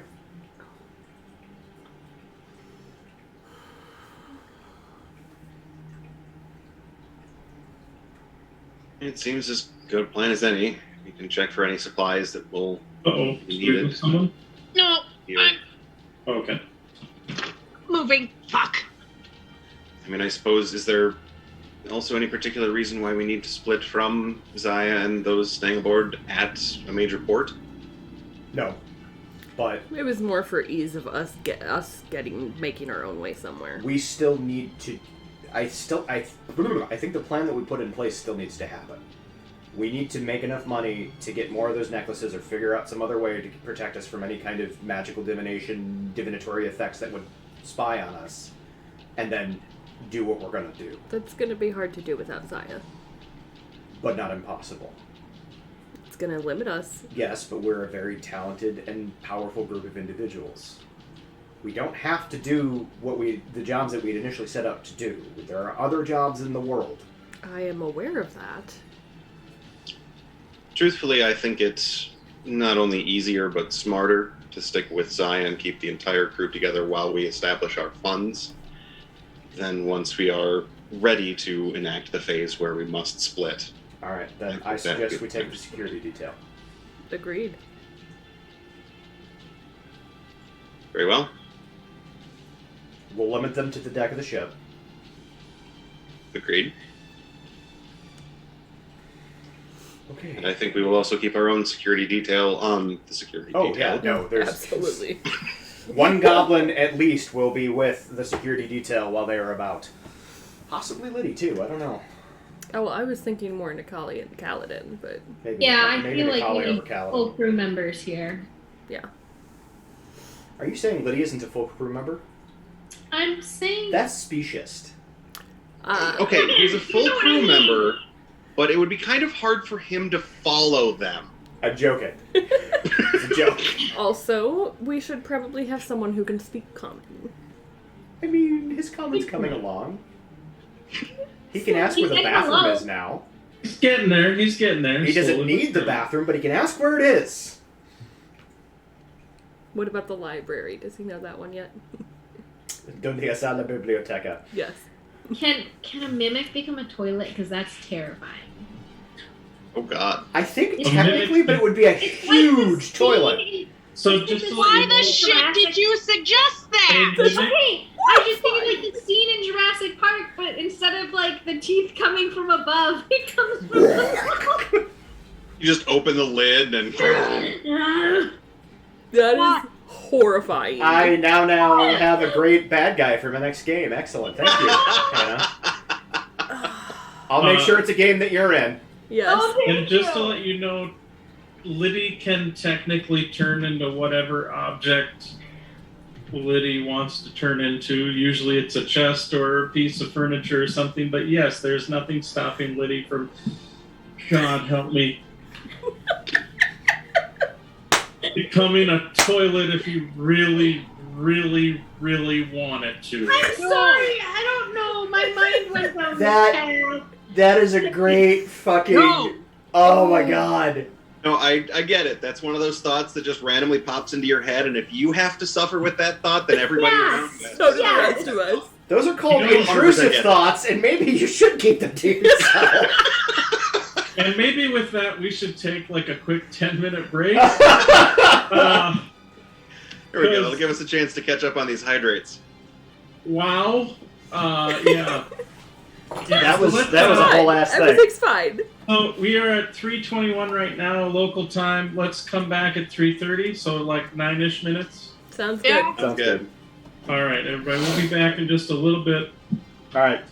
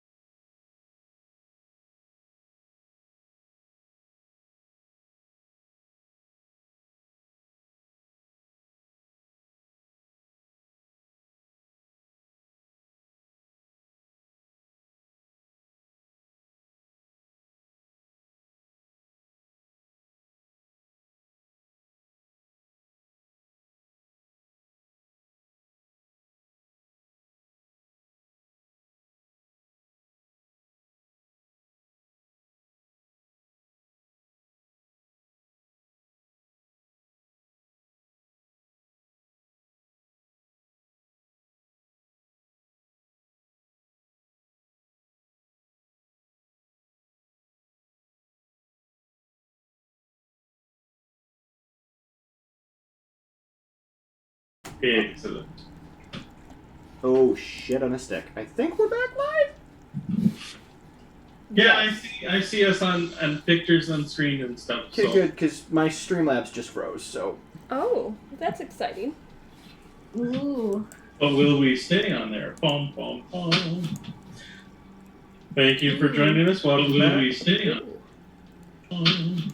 Okay, we can be heard too. Alright, you're good to go. Do your thing. Alright. So, thank you again, and welcome back. So for those that are where we left off, I guess, which one of you, what is the next step that you guys plan on doing? I guess would be the next step. You had your little quick aside with Gavin to determine your most immediate steps now that you're docked at the Lyrandar Air Tower. Right. We're docked, and I think we got to figure out if we're agreeing to their added support. Well, yeah, we had said that we wanted the security. So. Did we? Okay. Yeah. I mean, are we gonna try to sell any tours while we're here? Maybe we don't want extra people on our ship right now. Fair enough. You do get the sense that, like, unless they're specifically Lyrandar, well, actually, even if they are Lyrandar personnel, you don't see much Lyrandar personnel, if any at all, on the tower. It looks like it's pretty much all what military personnel are guarding the tower. Like, they have it pretty much on lockdown, so... We might be able to find a job for, like, I don't know, shuffling on supplies? Possibly, yeah.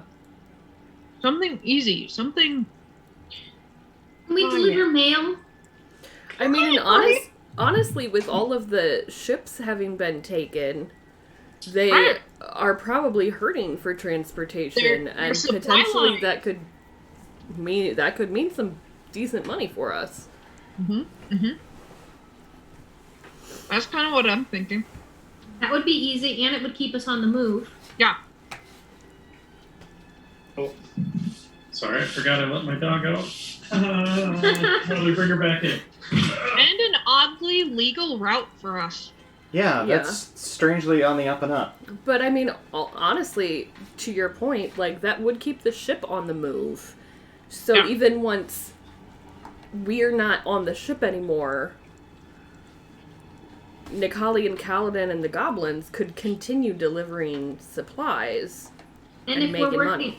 And if we're still working as a free agent, or as our movements won't be as easy to predict. Yeah. Stop licking my water bottle, Yang. That's weird. I thought you were talking to Schmoopsy for a second. So I'm did like, what the fuck is happening over there? I was a little concerned. Okay, that's fair. I just refilled it and there was like water still on the edge, so That's fair. I would not do that while we're on stream. It's like on camera. You're not on camera. He licked it, so it's his. We can't tell where you are. Or it's a mystery. Ooh, we could go find him on my computer, but or we could play the game. or we could play. Fair enough. I'm sorry. So you agree? So then you agree to a little security detachment then? Yes. Yeah. Okay, so they do have like a squad of soldiers along with one of the gnomish mage rights. How much does it cost, or is this? Or are they just providing this? They are providing it, because quite frankly, they don't want any airships, especially airships that they don't know about and can fly on their own without having any sort of elemental ring to propel them. They don't want any airships to get stolen on their watch. Okay. But basically, the squad that was meant to kind of be on the pier that you are on, basically when you kind of accept the security detachment, they just go onto the deck of the ship. Okay. They don't, the gnome you can kind of guess is sort of the squad leader. The soldiers, which are Probably a mix of mostly some gnomes and some mostly gnomes with maybe a couple of Warforged or other scattered races. Like you see a dwarf, but mostly gnomes. But they, they kind of go do their patrols. So some will do kind of you kind of stay on the pier. Some will be on the ship, just so you have people that are eyeballing it, basically. And with that, you are then, I guess, sort of free to go about. You report into the dockmaster as far as whoever's exiting out into the town, as it were. I think all the PCs are. Mm-hmm. That's fair. And so where do you go from there? Actually, as we're leaving the dock, I might ask because the guy that popped onto the ship was like the captain of the Kornberg Guard. A captain, yes. Or a captain in the Kornberg Guard. Not a captain in the sense of like the leader of all. Yeah. He was a captain in the Kornberg Guard, not the captain. Right.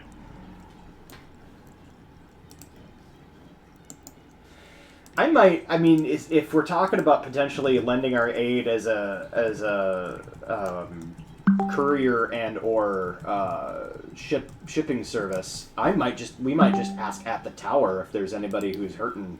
Yeah. Like gather some information there. Yeah. Make it simple.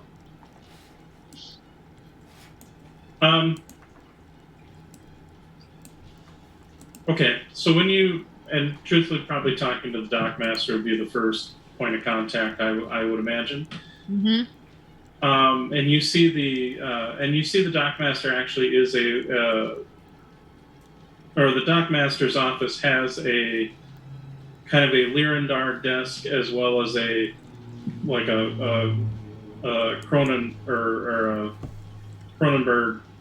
Solargo official desk, so to speak. You mentioned that, and the portmaster basically says, "Well, until next steps can be determined, all passage is pretty much any of our vessels are pretty much on lockdown now. Obviously, being that you are not a governmental vessel or a vessel of House Lyrandar, you are necessarily exempt from those rules." And they do as you see fit, provided it is within the guidelines of our legal code. But we would ask that you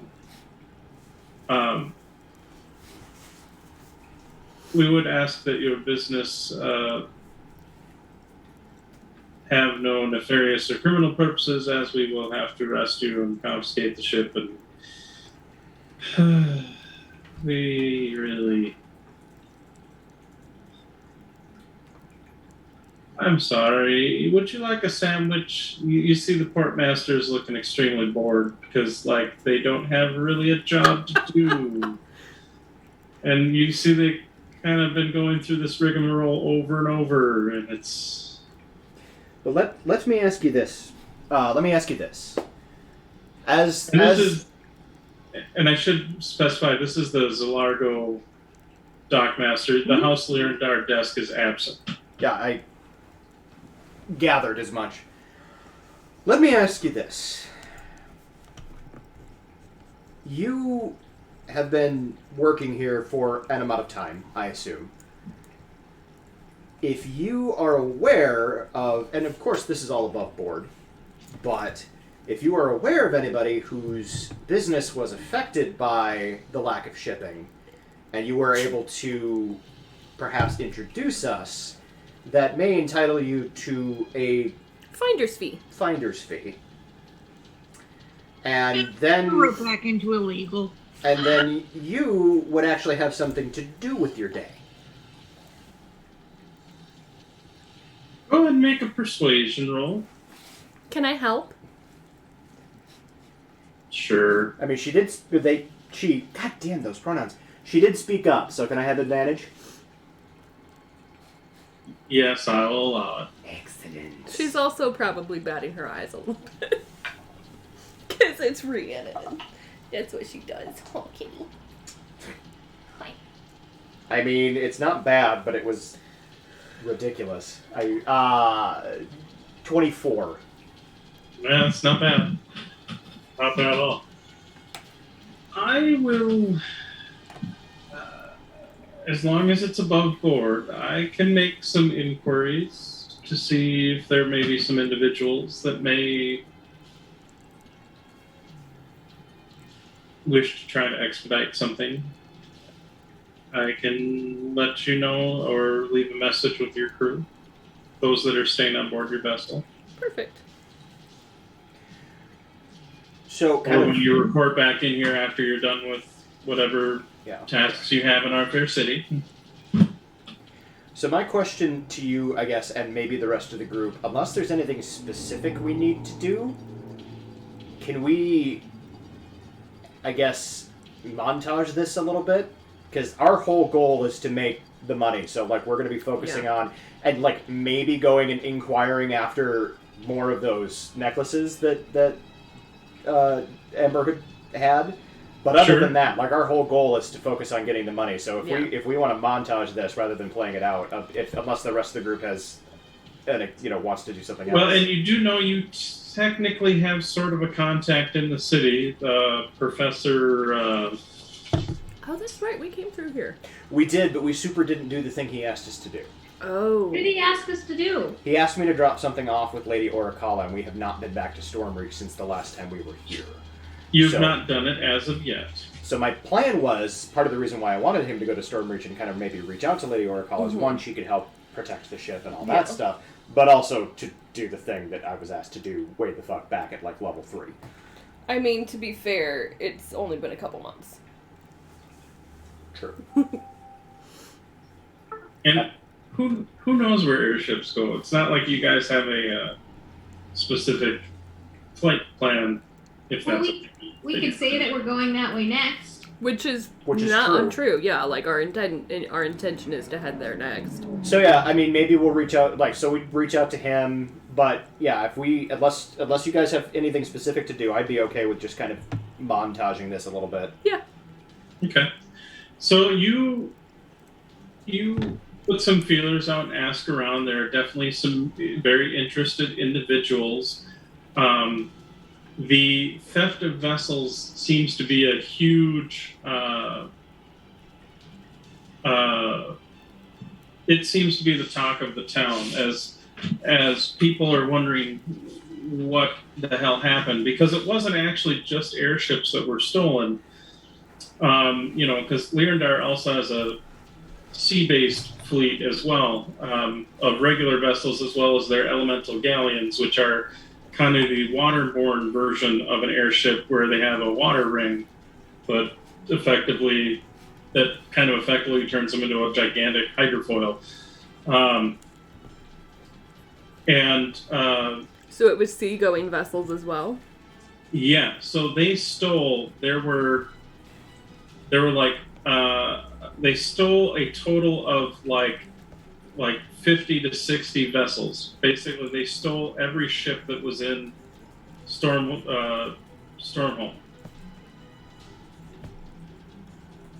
In like one daring night raid, basically, and with all the chaos of the growing war and tensions between Braylon and Thrain and Karnath and Ander and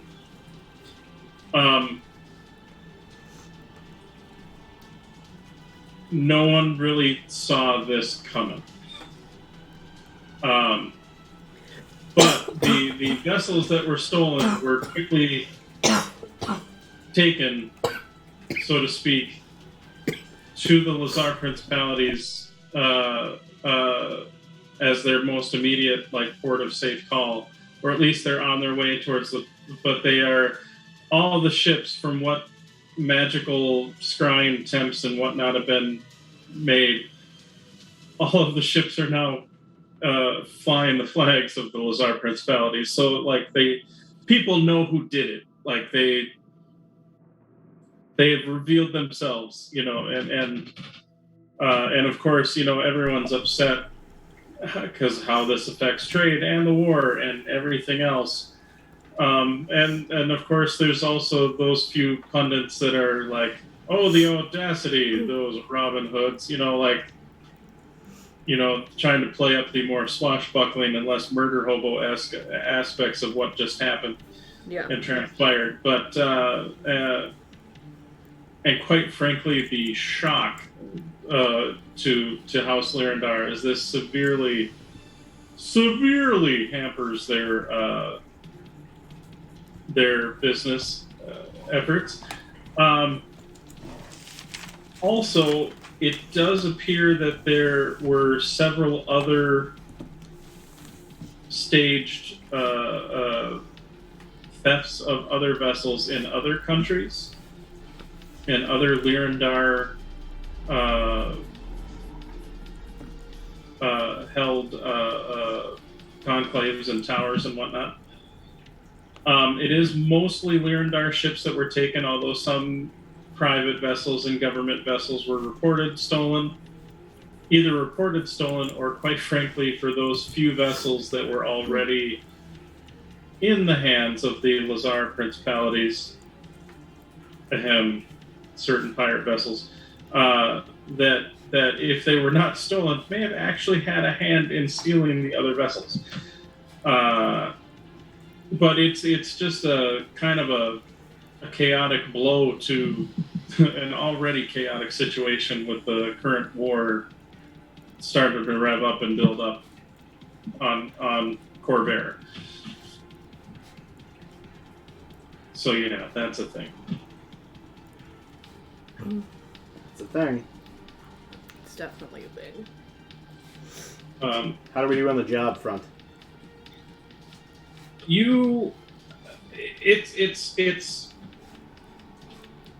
There are many. You get many that are definitely thinking about it, and you get a few offers that are definitely below board as far as things that need to be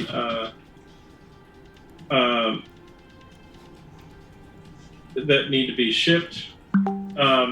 As far as the above board offers, there's many that are like, we'll definitely think about it and see if this is a thing that can happen.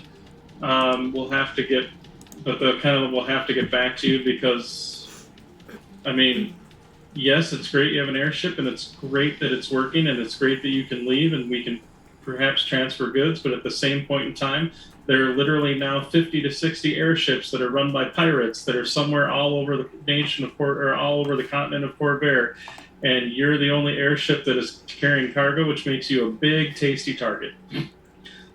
So they're also kind of balancing that out a little bit as well. But you definitely get some potential bites, and they're just kind of figuring out whether their risk versus reward is worth it to do that. You do, however, in touching base with, I believe his name was Coughlin. That sounds right. Yeah, sounds right. Professor Coughlin Cogsgrove, if I remember correctly. You do kind of leave a message with his staff, and shortly thereafter actually sent an invitation for dinner, actually, at his kind of small manor house. It's kind of delivered actually via this sort of clockwork, kind of like a clockwork raven that was carrying a little, like a envelope, so to speak, like an invitation envelope, that then sort of dropped it off.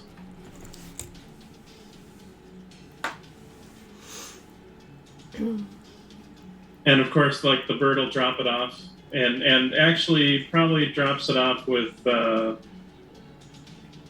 we'll say Gavin, and then you see as soon as it lets go of the envelope, it just kind of drops to the ground, clatters to the ground.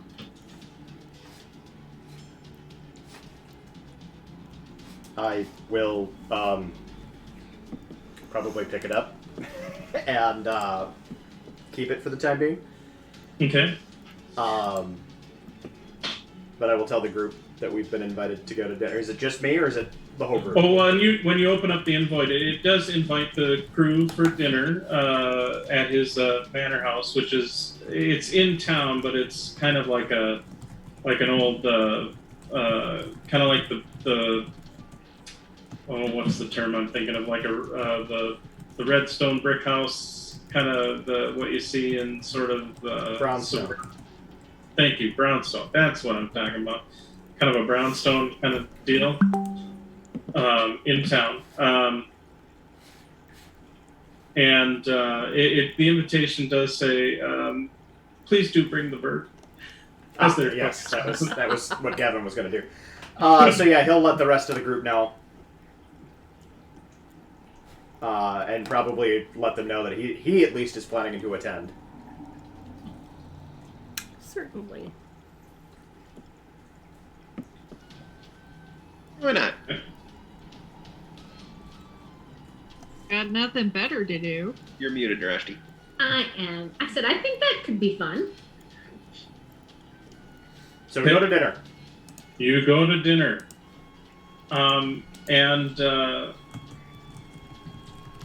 Coglin actually, or Master Cogsgrove, or Professor Cogsgrove, as it were, meets you at the door, and it's like, oh, welcome. And you see he's wearing kind of like a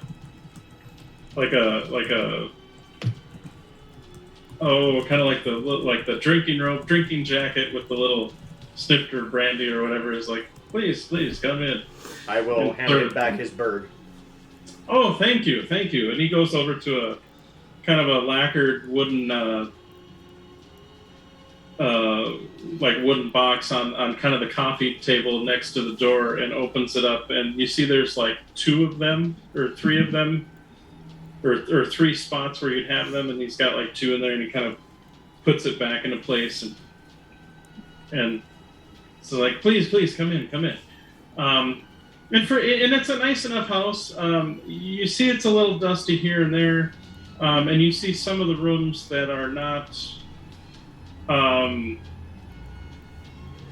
not specifically more for like a living room or a dining area, but like you see one area that would definitely be sort of a library that definitely has piles of books and opened up with like page marks and stuff. It looks a little bit more scholarly mess. But the areas where there's actual dining or whatnot, there seem to be at least a little bit more cleaned up.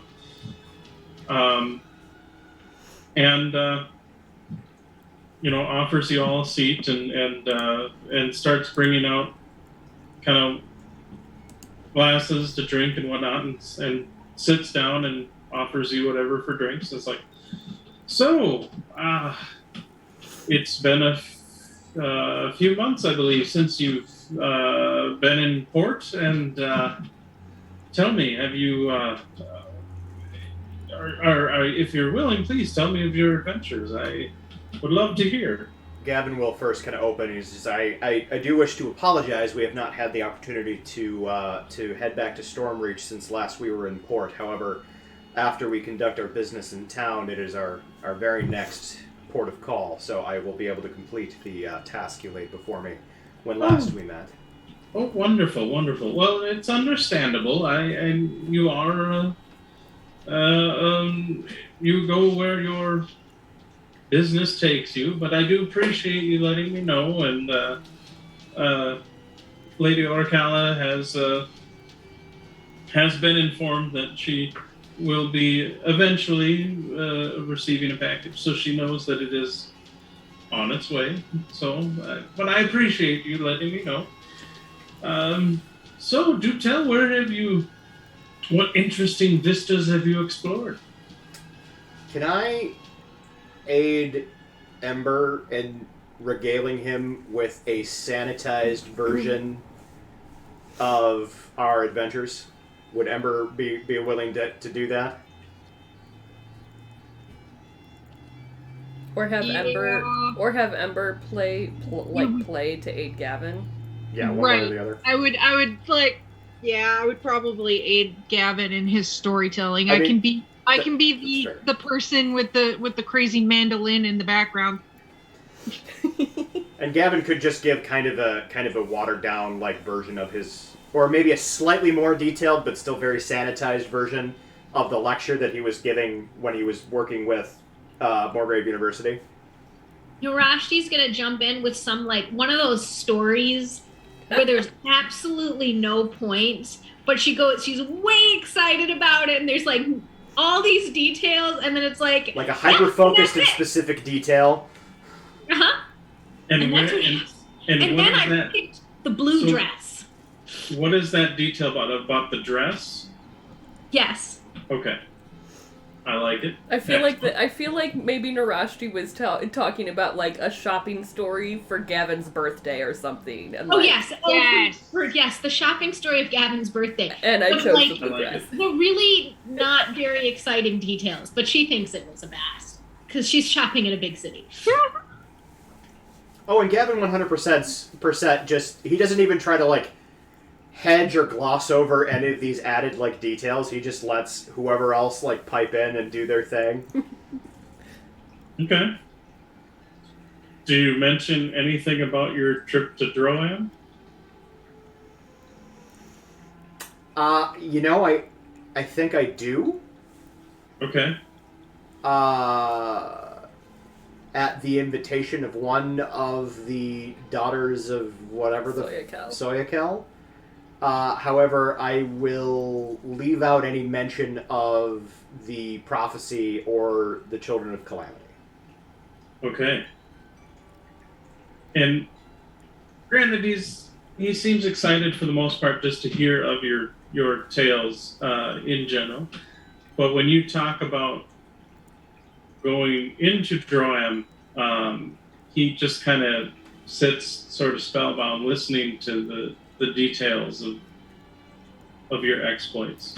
If he responds in that way, I will give a little bit of detail about Gavin's very specific information that he learned.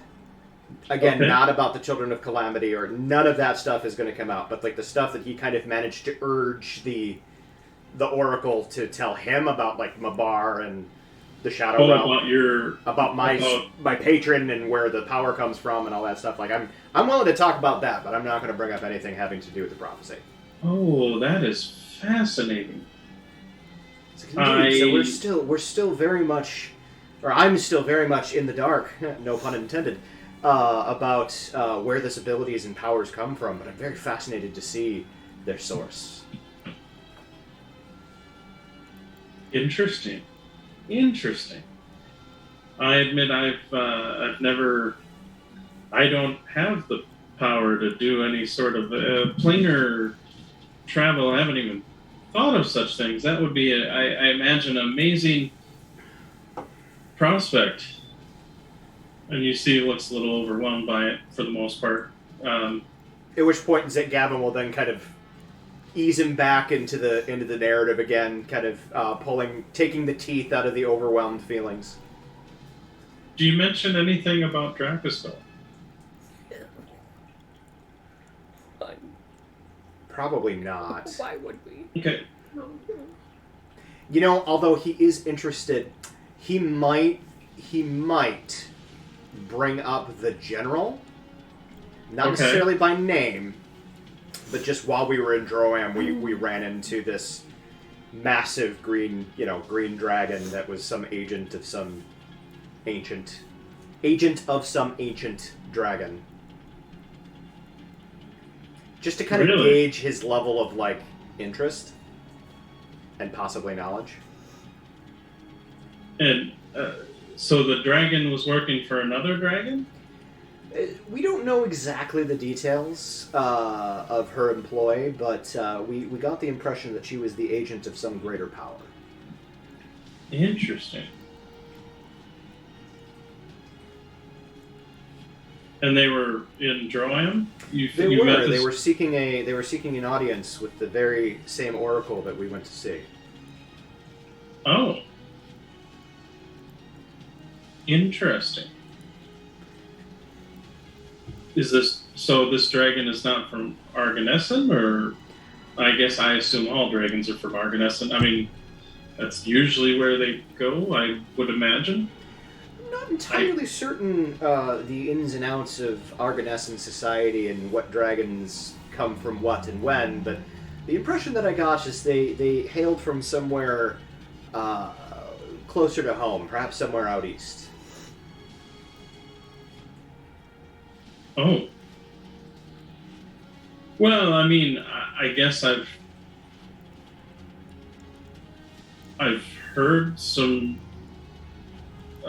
rumors or whatnot of some sort of black dragon running around in the jungles of Kabara, but I haven't really heard about a green one.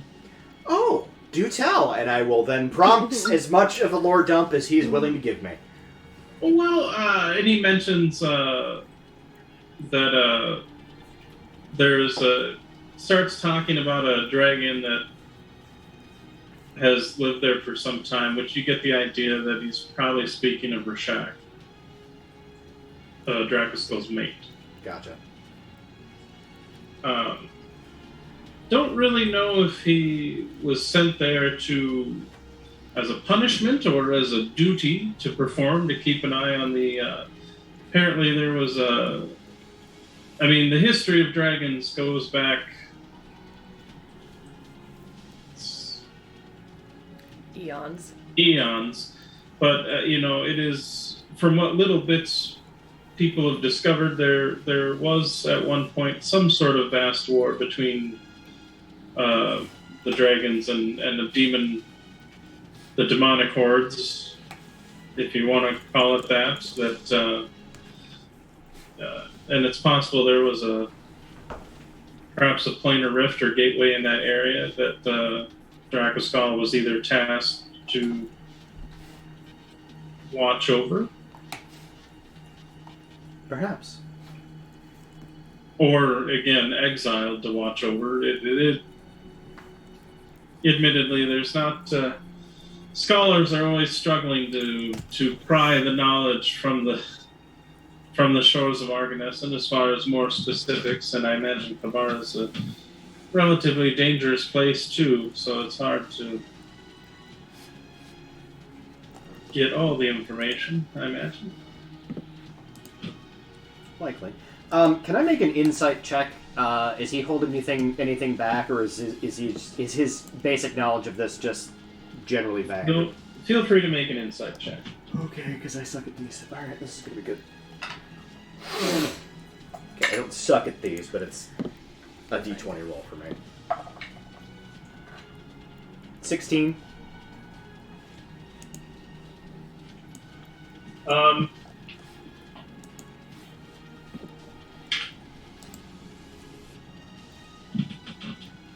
You definitely get a feel that he's, like, maybe not necessarily holding something back about Rashak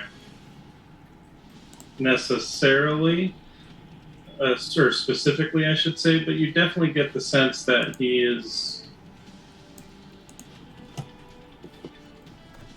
has more information than he's necessarily... More information maybe on dragons in general, you don't know, but on the situation than he's playing it off as. Have we come up with like a hand gesture that's a little bit more subtle so that I can indicate to Amaya to like talk to my brain? No. No, because you guys would have made something up at this point. So I'm going to say no, but you can kind of stare at Amaya or Narashti and... Or I guess... Yeah, I guess it doesn't really matter to me either one, but he'll kind of... But note to self, you may want to develop... Yeah, no, that's exactly what he's thinking. He's like, we need to come up with some kind of subtle way of fucking... Okay. I mean, if we're still within a mile of Zaya, you can just ping Zaya. That's true. Because you do, you have your token. I suppose I'll kind of fiddle with my, because I wear it around my neck, kind of like I wear the bear claw. Sure. And he just kind of fiddles with the necklace. It's like, Zaya, can you ask your mom to ping my brain, please? Sure. And sure enough, Amaya, Zaya is now the fucking operator. That was almost bad.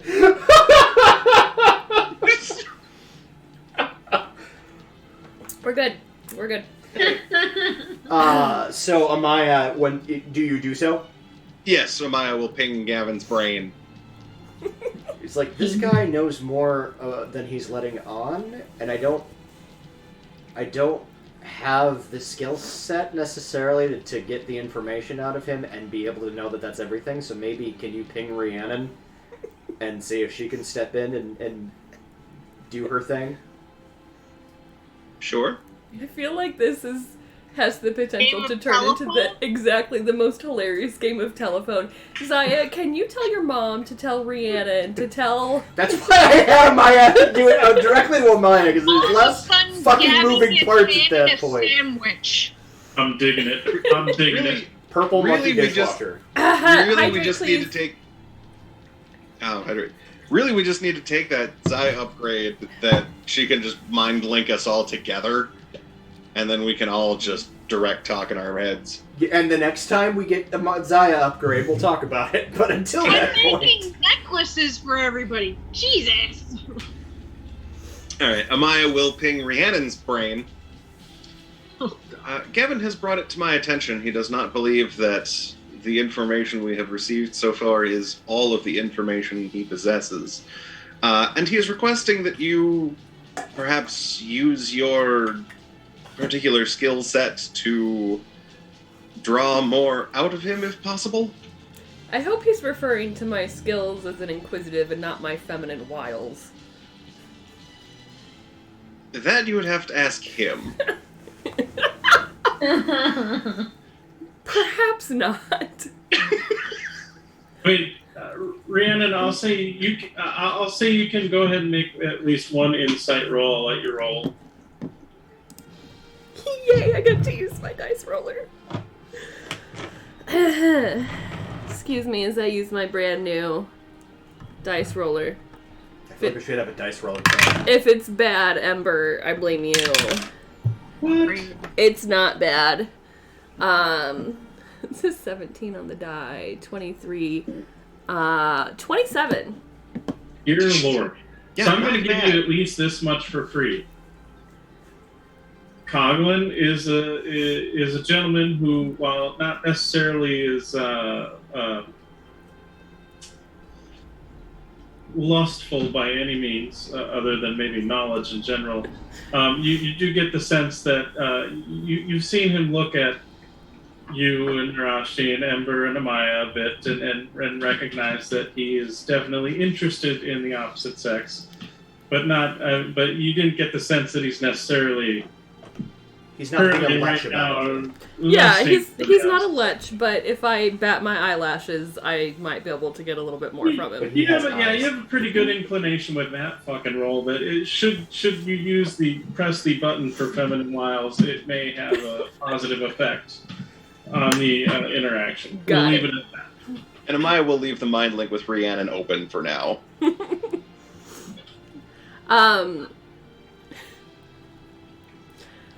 We're pushing the button. Rhiannon starts just kind of playing with her hair, Okay. looking at him. You know, I don't actually know that much about dragons. What else can you tell me? I would be fascinated to learn more. Oh, well, I mean, they are quite a fascinating subject, and proceeds to tell you kind of the basics of what has come out of Argonesson as Mhm. far as, large Can I, beasts. as he's Like- talking, can I kind of glean sort of maybe what direction he was withholding information from? Because I would try to steer the conversation in that way Sure, as he sure. continues talking. Yeah, with that roll, yeah. So it proceeds to go off on a bit of a scholarly thing. Like, you definitely get the professor vibe from Coughlin as he proceeds to extol about dragons in general, and obviously expounds a little bit on the basic history of that. The majority of dragons usually are located in Arganessen. Somehow they all get along, as they do. They have a very xenophobic presence towards those that are not dragons, although there are some humanoid tribes, especially on the outer edge of Arganessen, that worship the dragons and therefore are allowed. Although it is rumored that there may even be some civilizations that work for the draconic kind. Really? That may be even housed deeper inside. Fascinating. Admittedly, though, very few mostly those are rumors. It's not unheard of, but there's a whole continent that is, quite frankly, has been relatively unexplored even now. And Lord knows those different adventuring guilds from Sharn and other from the university and everywhere else are always trying to make certain expeditions. Ember intensifies her background noise. Yes. Like playing, and also slips Rhiannon a pinch on her ass to give her inspiration. I like it. Nice. And then does mention too that there is it's even, and granted, some of this may be more rumor and hearsay, but I believe it may have some basis in fact that there's even an organization of dragons that I think sometimes, for lack of a better term, meddle in things, dealing with the draconic prophecy, which of course is named after them. Sometimes referred to as, well, I've heard referred to as the Chamber, which of course is a very eerie name that invokes a lot of conspiracy theories and whatnot. But admittedly, I believe there are some kernels of truth in what's involved with that. Interesting. What else can you tell me about this group? Well, I mean, if they are a governing body or organization of some kind, and I guess I can't say that with any certainty, but perhaps they're part of the reason why most of the dragons stay on Arganessen, other than those that are either sent out on some sort of mission or assignment that might take them to other parts, such as Corvair, or to exile, I guess, those that have received their wrath or fury. I imagine the wrath of a dragon would be very scary. Yes, I imagine so. Considering some of the rumors we've heard about dragons in the east on Corvair, how likely is it, or what insight perhaps can you offer in terms of, would the dragons potentially consider expanding or creating a new stronghold in Corvair for some reason, and why that could be? Well, admittedly, from what I know, the dragons of Arganessen typically tend to stay on Arganessen. I mean, they have literally a whole continent to themselves. That being said, dragons are powerful individuals, and powerful individuals do tend to have large egos. Yes. And with very few things to dissuade them of their ego, I imagine they could get it into their heads that they could rule things. It wouldn't be unheard of for a dragon deciding that what it thought was best for people was to rule over them, I suppose. But hence leaning to the idea that maybe there's some cities on Argonessen that actually have people, because, you know, Yes. if you have a lot of power, I imagine it wouldn't hurt to have people to, I guess, lord it over. I don't know. I'm not much of a politician. I much prefer knowledge for knowledge's sake, but hence I am here. But I beg your pardon, Professor. What is your specialty at the university? that is a great question, and I apologize. I had it written down somewhere, and now I gotta find my note. I'm not sorry. I know just you're trying not. For that, you will be punished. Watching that the entire time. It was Cogman Cosgrove. He was the of thaumaturgy and material sciences. Gotcha. Okay.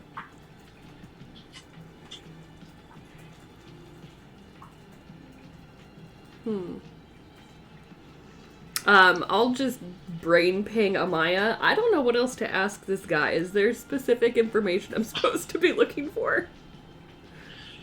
Oh, but he does say, being that most of the dragons seem to stay on Argonessen, if a dragon was to pursue some sort of nationhood or leadership, I imagine they would be doing it On their own. more or less on their own. I am truthfully not very sure if there was any other information that was needed. Let me check with Gavin. And I will ping Gavin's brain. Rhiannon keeps chit-chatting, like, so there aren't, awkward pauses. Oh, yeah. The response Amaya gets to Rhiannon, or to the question is, oh. Do I get a sense at this point that he's given, tapped out? Yeah, like, is he tapped? Do I need to keep digging? Would you like me to roll for it? With your insight roll that you had, I'm not going to worry about it. No, he definitely has more information on the subject. On the I'm not, Rhiannon. On the subject of dragons? Or did I gather that there was somewhere particular in the conversation that he was hedging? Dragons, but I'd say maybe even more so with dragons on Corvair. Like Kabar. Okay.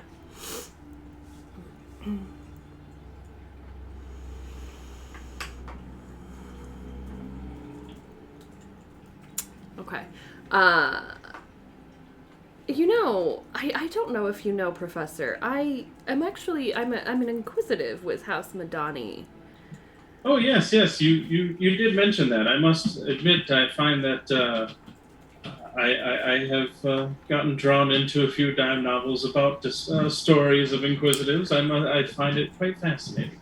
Well, unfortunately, most of the time it's far less exciting than the novels suggest. However, I tend to be privy to some information that perhaps my companions are not. In terms of dragons in the East, particularly in Kabara,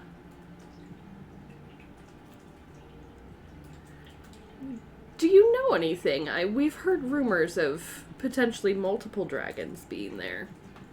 And I'm, like, watching his face. Alright. Go ahead and make an insight roll.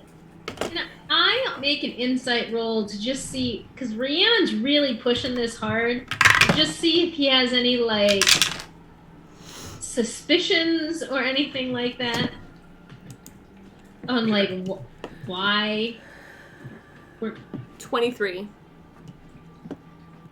You know what? Amaya's been kind of doing this back and forth. Amaya's going to make an insight roll and see if she can kind of cut out the middleman a little bit here. Feel free. And Narashti, go ahead and make your insight roll as well. Oh, I rolled a 1, so I have got a 14. So 24 for Amaya. So, Narashti, he is the most pleasant gnome gentleman that you've spoken to in some time. And you notice has just a passion for knowledge, like a hunger for it, as it were. Not just collecting knowledge, but also sharing and educating it. And it reminds you, actually, in a lot of ways, it kind of reminds you of Adanashti a little bit, as far as the more educational aspects when you're dealing more with that side of things during your training. I'm just gonna sit back and listen and enjoy this Soak it all in. flow of knowledge.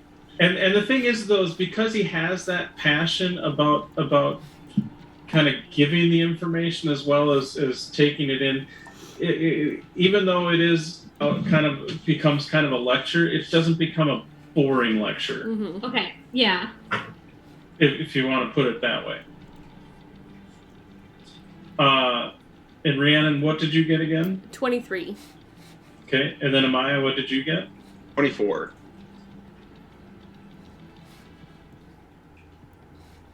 So he feigns a bit of surprise as you kind of mention that. However, the two of you realize that is not it is feigned surprise. He is not in the least bit surprised that you broached that subject. You can kind of see through that for what it is. He's like, oh, well, actually there is a reference to a black dragon, if I recall, deep in the recesses of Kabara that lives inside I think it was like a city of glass or obsidian, some sort of demon-infested region. Mm.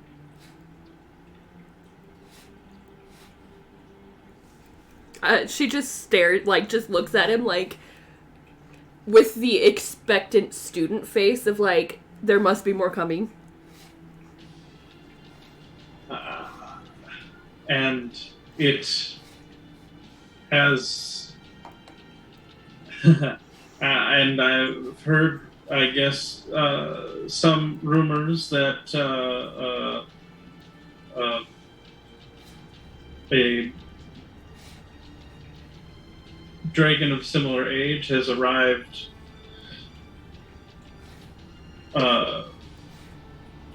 in the jungles as well. A blue dragon, I believe it was. Really? Yes, not much is known about her.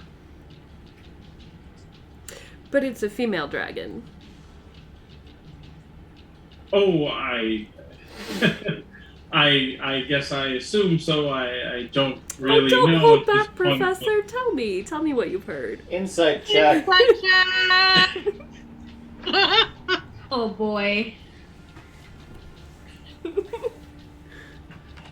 So Ember and Gavin, you can go ahead and make your insight checks. Narashti, now you're thinking, wow, Rhiannon's almost getting a little rude here.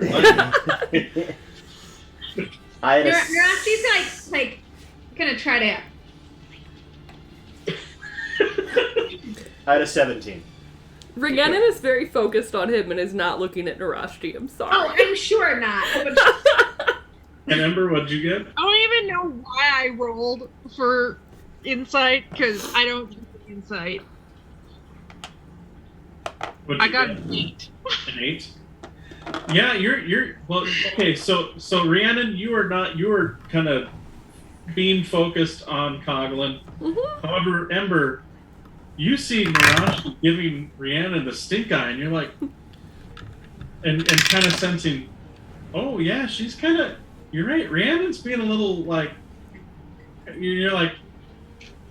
you're kind of seeing that whole thing going on, but you're like, oh yeah, Rhiannon is kind of pushing this a little bit. What's going on? It's you see, he's like, my apologies. I mean, I just assumed that it was a she. I guess I don't really know much more than that. Shall we have a drink? Did my 17 glean anything? He's definitely, even now, yeah, you're kind of realizing, granted, this is why you're dating this wonderful woman, because she picks up on these things a lot quicker than you do, but you even you at this point realize Rhiannon's onto something. He's definitely keeping something He's definitely kind of acting more on that awkward sort of nervous tilt, for lack of a better term. That Rhiannon is definitely getting that as well. Is the Amaya, is the mind link with Rhiannon still open, or do you have your link with Gavin open? Nope, I still have it with Rhiannon because I haven't Okay. gone back to Gavin since. Rhiannon will just, at Amaya, he's clearly hiding something, and I don't know why. Gavin needs to help me push. All right, Amaya will ping Gavin's brain. Rhiannon Love this says new term. he's still hiding something, and Rhiannon is requesting your assistance to probe him deeper. Oh boy. Sorry. Deeply true. With the insight check that I had, am I also able to pick up on the dirty looks that Rhiannon is now getting from both Narashi and Ember? Yes. In response to that, he's like, I'll help, but you want to fill in the other two since they seem to have no idea what's going on. Very confusing trying to put music to this. I was like, could. Yeah, Ember's like, what's the vibe? I'm confused. Vibe check! Vibe check! Ember starts pulling out her bagpipe.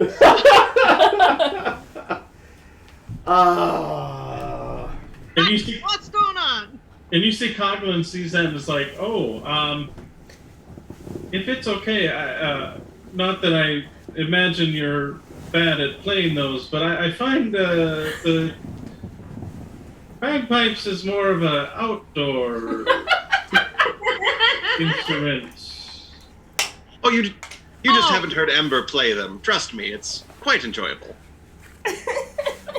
Oh, you're challenging me, bro.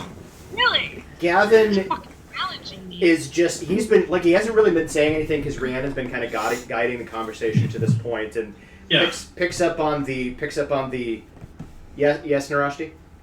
I just remembered that I can mind link, and I could mind link Rhiannon to tell her to stop me. I was wondering when that was gonna I was pop up. wondering when that was gonna happen. I'm I like, told you guys I'm a little slow today. You have to bear with me. I love it though. Can I please do that?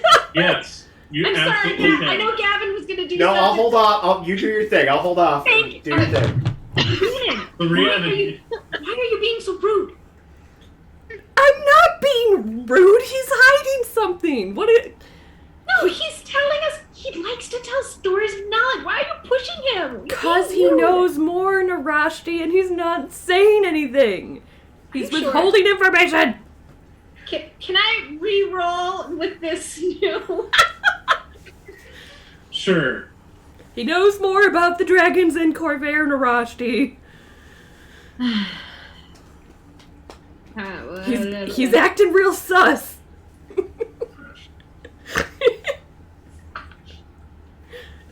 About a 26.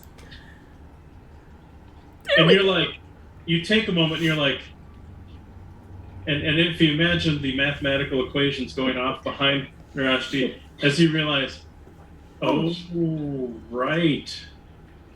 And you see where she's coming from.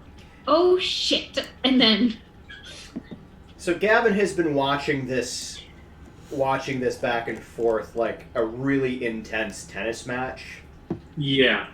And picks up on, like, when Rhiannon says the thing, and, of course picks up on the fact that he's definitely not telling everything he knows. And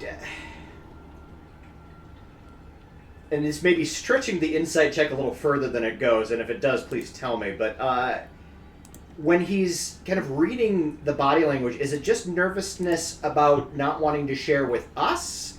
Or is he, like, actually concerned that we're going to hurt him in some way? More of the 2 form. seconds, Ember's gonna start throwing More- a fireball at him. More nervous about sharing the information, not necessarily worried about as far as any sort of threat from you guys. So he's going to, as this is happening and Rhiannon is still kind of carrying on the conversation a little bit just with idle chatter, Gavin is going to quietly but loudly enough to be heard over the music, making very, very certain that the professor can hear him, and while also very intensely watching his face for any kind of reaction, he is going to just say the word Drakuskull. Okay. And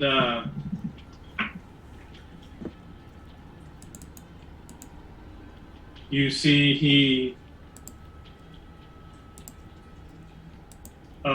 is a bit that does take him for. You see he pauses. Let me rephrase. He does not seem surprised, but he does pause when you say that name. But it's pretty clear, like, it recognition registers, he knows the name. Correct. What are you not telling us?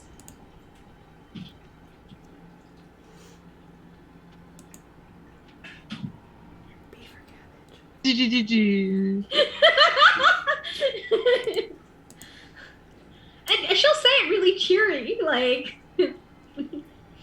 Ember's literally gonna do that and just look really fucking confused at So- Narashi. As Narashi says that, Gavin kind of...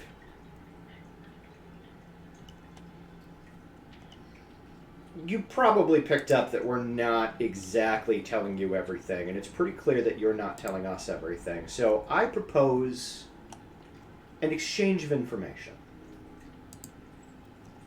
And as a gesture of good faith, I will offer a piece of information that I have withheld thus far, if you offer the same in return. Are we agreed? That's very vague, Gavin. Yeah. Very well.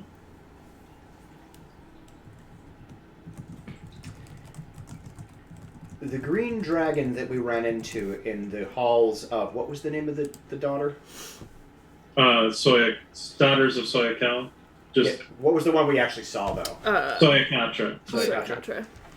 The green dragon that we encountered in the hall of Soyakatra was, in fact, an agent of Drakuskull. And was there to ply Soyakatra for specific information about us.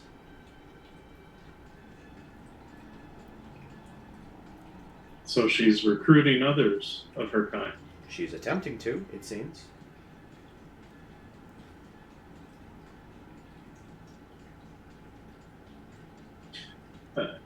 May I ask how large the dragon was? I'll give general dimensions. I don't remember, but I remember it was pretty big. Effectively an adult dragon. It was like huge size. It was a huge size, so yeah. Yeah. So he'll be a fully grown green dragon. Interesting.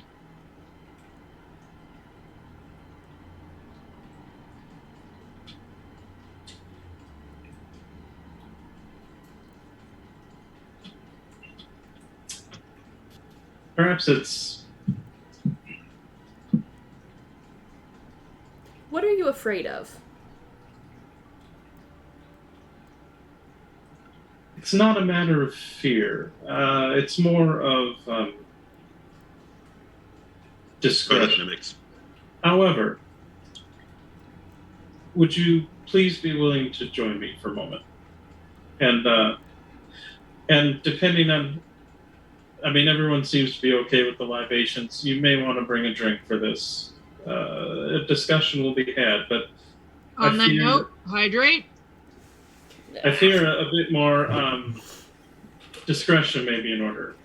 Gavin reaches across the table, bypassing his snifter, grabs the entire bottle of brandy, and stands up and gestures. And he proceeds to take you, like,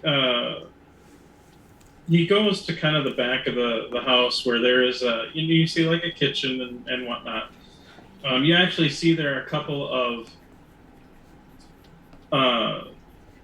you see some of the dishes are actually just kind of being like floating and being cleaned. For those of you of a more arcane bent, you can understand there's a couple of probably unseen servants running about cleaning the place. But he takes you down a set of stairs into what would be more of a basement area. And you see the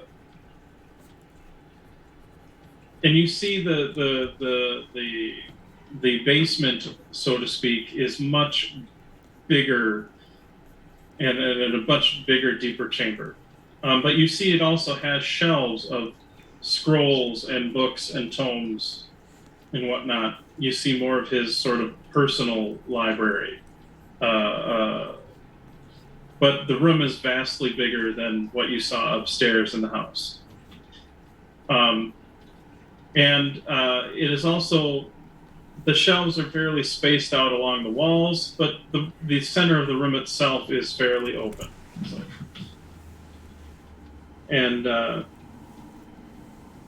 and he gestures towards kind of a table where you do see there are several tomes open and like pencils or pens and parchments and whatnot. And it goes, and kind of motions you towards kind of where the table is, and then steps out into the center. It's like, you're right, I have not been completely forthright, and I appreciate you to keep your discretion on this. And you see kind of does sort of this thing, and you see as he does, his body starts to contort and shift a little bit and grow. And grow.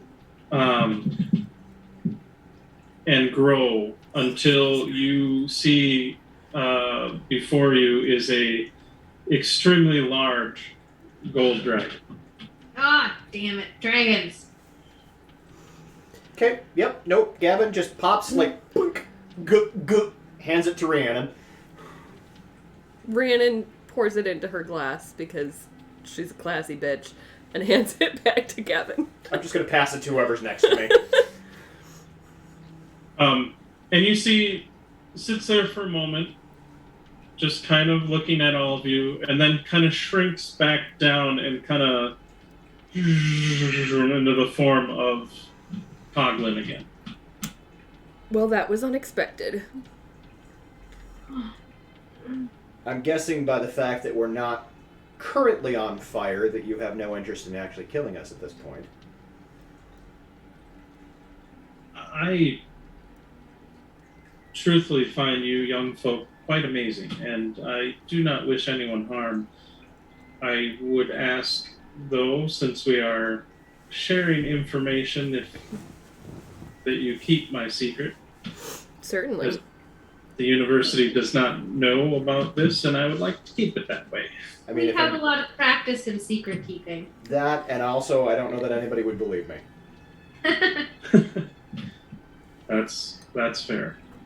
Well, considering the crew we run with, they might. Admittedly, this is not my first persona, but it is one of my favorites. We won't out you. I appreciate that. That being said, there are some things I can say, some I cannot, but I can tell you at least a little bit about your foe. She is definitely not in league with the rest of the dragon kind. In fact, she's committed more than a few taboos breeding half-breeds, as it were. Something that is looked down upon quite a bit. However, since it is happening primarily off our shores, or I should say the shores of Argoness, and most of dragonkind don't appear to be too concerned with her machinations. But I fear they don't necessarily always see the threat.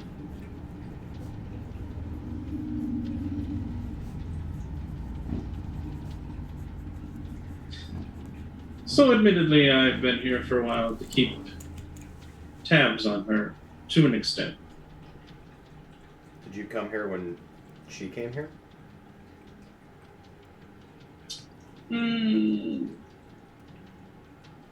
No.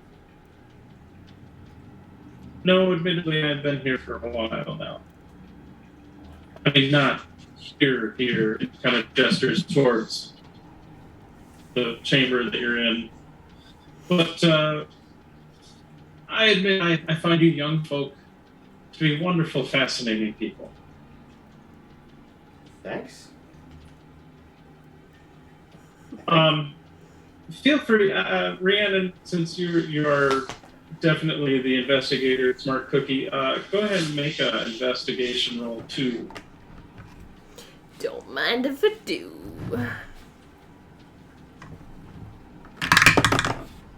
Oh, that's good.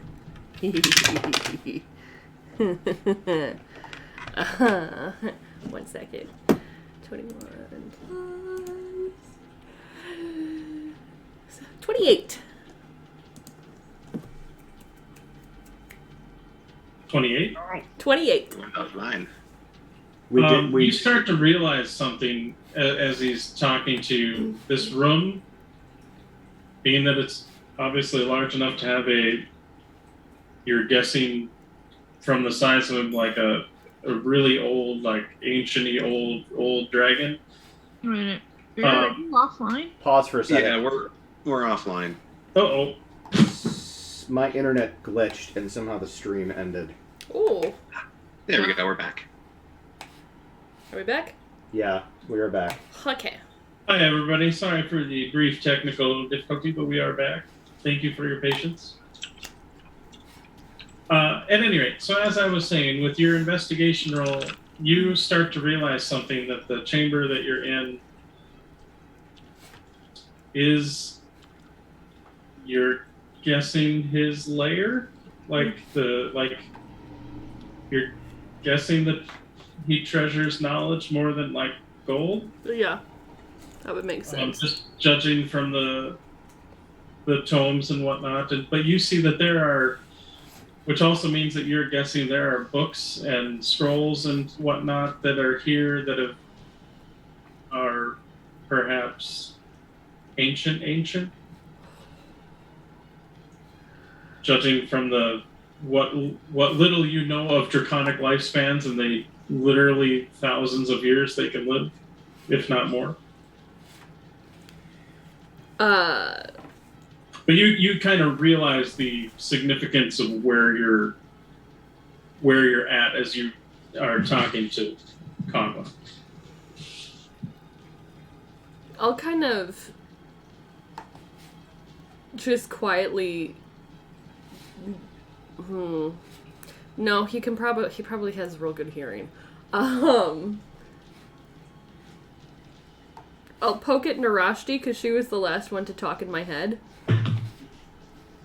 If the mind link is still open. Yep. You might want to tell the others that this is his lair, and there's probably quite a lot of very old knowledge in here. This is kind of a big deal. Narashti will relay that to everyone in turn, with Amaya and Gavin first. Okay. So Actually, he does. Yeah. Sorry, go ahead. No, it doesn't matter. You spread the information out The to everybody. information gets spread, yeah. Yeah. Okay. Dracoskull has definitely been taking a very aggressive stance. Do you know why she's here? She has discovered the tenets of the prophecy that will bring forth a draconic nation that potentially will cover all of Corvair. Is She's that interested- what you want? No. No, I do not. Do you understand who we are? And proceeds to kind of look over. Our pictures got shuffled on the stream. he looks over at all of you, and you get the sense that he's kind of doing that, like almost like looking through you a little bit, as well as but it's like, yes, I believe you are the foe slated to stop her expansion, if I believe it to be true. Then you understand that we need every bit of intelligence we can get in order to even have a hope of defeating her. It's not just her, it is her and her mate and her general and however many legions of followers she has at this point. She is indeed building an army, and I believe at this point is working to take over the land of Kabara in its entirety. She is. Those areas, what is it, New Throne, and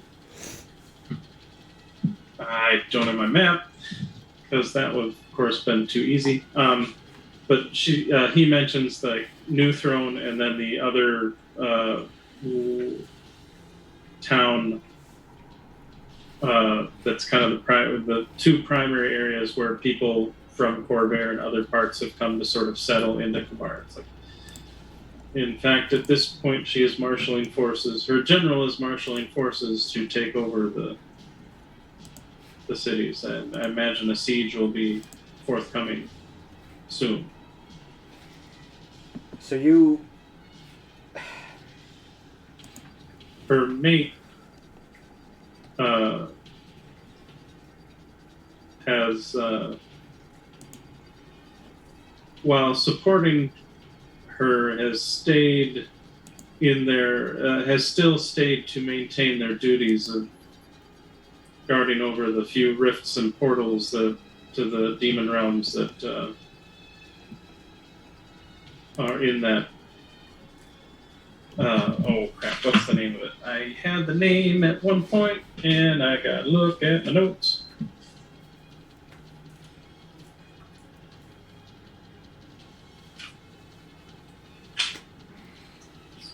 Sorry for slowing it down. Oh, how dare you not remember a specific name from... How dare you not have a photographic memory of all of the things. Gosh, Brian. Ruining all my fun. My immersion is being damaged! Come on, Rashik, where you at? I had your notes here. So hey, while Brian is looking that information up, join us this Wednesday for yet another exciting adventure of the Goop Wicket stream. I will be running that one. It is a bunch of crazy individuals who are going to be making their way through the Saul's Rest universe, which is of course my homebrew universe that we just played a bit yesterday. Mind-blowing session yesterday. Continue the adventure to try to redeem the wretched shadow creatures who are the lost spirits of children that have been turned into mouth tornadoes. So that'll be fun. That sounds disturbing. It's terrifying. I'm listening to the game, and it's still really funny. I mean, your wife is the one that coined mouth tornadoes, so... I know. I think it's... I don't know how I feel about that. So, anyway, Brian, if you're ready, I can hand it back over to you. Yes. So, he mentions, but Rashak is still, while offering support to his mate, is still performing their duties at the Throne of Holy Dragons. That sounds like a pretentious name if I've ever heard one. You're not wrong. If I might speak a little freely, with your permission.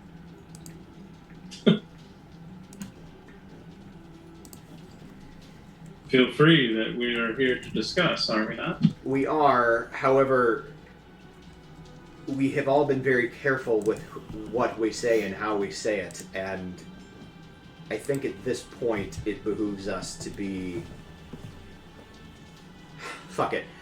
Look, we are so dead if we walk into Kabara the way we are, but obviously this situation is rapidly deteriorating into something that is going to become a big clusterfuck involving everybody on Corvair and possibly, eventually, the rest of the world.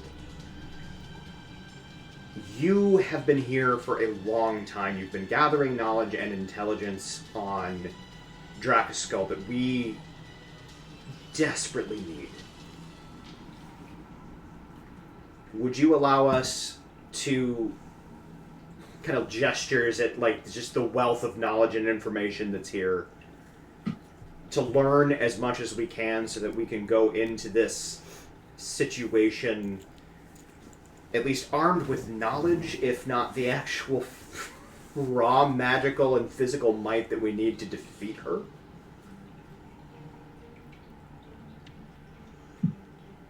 I will aid you as best I can within the limits that I'm allowed.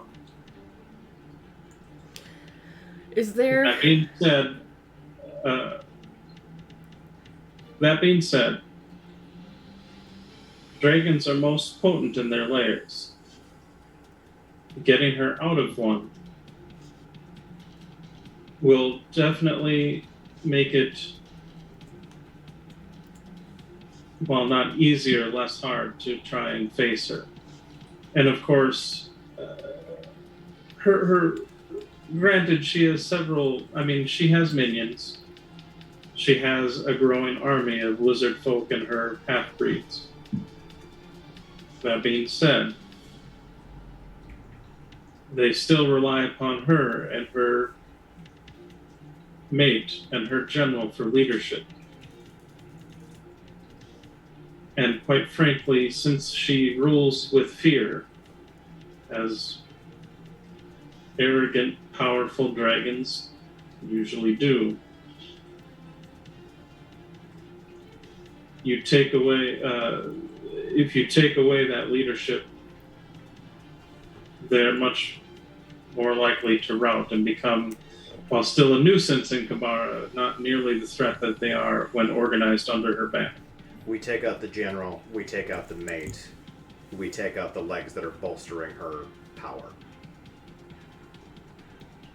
It will make it easier to take her on directly.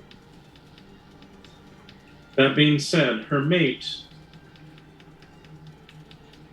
does not leave their duties at Hakatorbach, which again is Draconic for Throne of the Holy Dragons.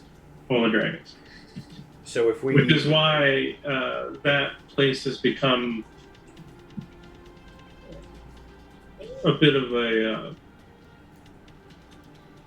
has been developed into a bit of a prison of sorts for those that aren't immediately put to the sword, that have some value to her.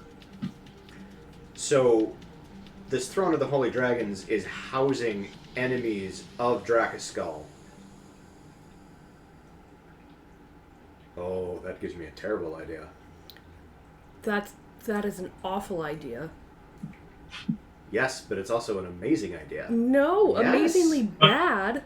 I will say the green dragon that you mentioned, Verdun, he's assembling forces to march on New Throne as it is. And I guess I would maybe start with that one. Oh yeah, no, I'm not going to go directly at the mate right away. That seems like a poor idea. If for no other reason than to give them some breathing room. I mean, I have no doubt her armies would eventually return to try and take New Throne again, but it might give you a little bit of breathing space to figure out your next steps in taking on Rashak and Drakaskull. Do you have a way... We suspect that we have been spied on through divinatory magics. She is a powerful magician. It's not surprising. I mean, don't worry, you're protected here. Well, and that's exactly my point. We need some kind of protection so she can't see our movements, and unfortunately, we do not have the funding. We don't have the finances to procure such a thing. Do you have anything we could use? Even just to loan us that we could return to you later.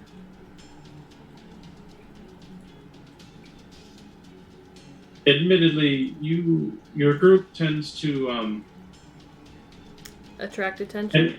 and kind of gestures, points up. You're assuming to gesturing towards Zaya. Your group tends to grab some attention. We make a loud noise wherever we go. It's a thing. If you're hoping to get there with a bit of obfuscation, perhaps not taking your ship would be at least a first step. That was definitely a I plan. imagine the ship would make a tempting target for the general, or That was initially the plan before we found out that practically every airship on the continent has been stolen and we have no means of quick transportation. well, how quickly do you want to get there? In time to stop Verdum. I have powers available. I would be able to get you there in a very quick period of time, as I am not unskilled in the ways of magic myself. I mean, after the first couple of centuries, you get bored, you try to learn things. You know what I'm saying?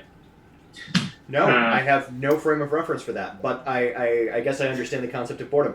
I mean, if you're not learning, really, what's the point of life? Exactly! I knew I liked you. I got you. I'm still concerned about scrying. Like, obviously, Zaya is going to be her best bet to focus on. I imagine your ability to be unnoticed when you step shore on Kabara will be short. But note that Dracoskal also fears the prophecy. And once it's known you're on the shores, I'm sure we'll try to redouble her efforts to deal with you. But that fear may also give you a bit of an edge with, again, with some of her servants and minions as well. I'll glance at the rest of the group. What if we send Zaya on the trip that we had already planned on? Mm-hmm. We go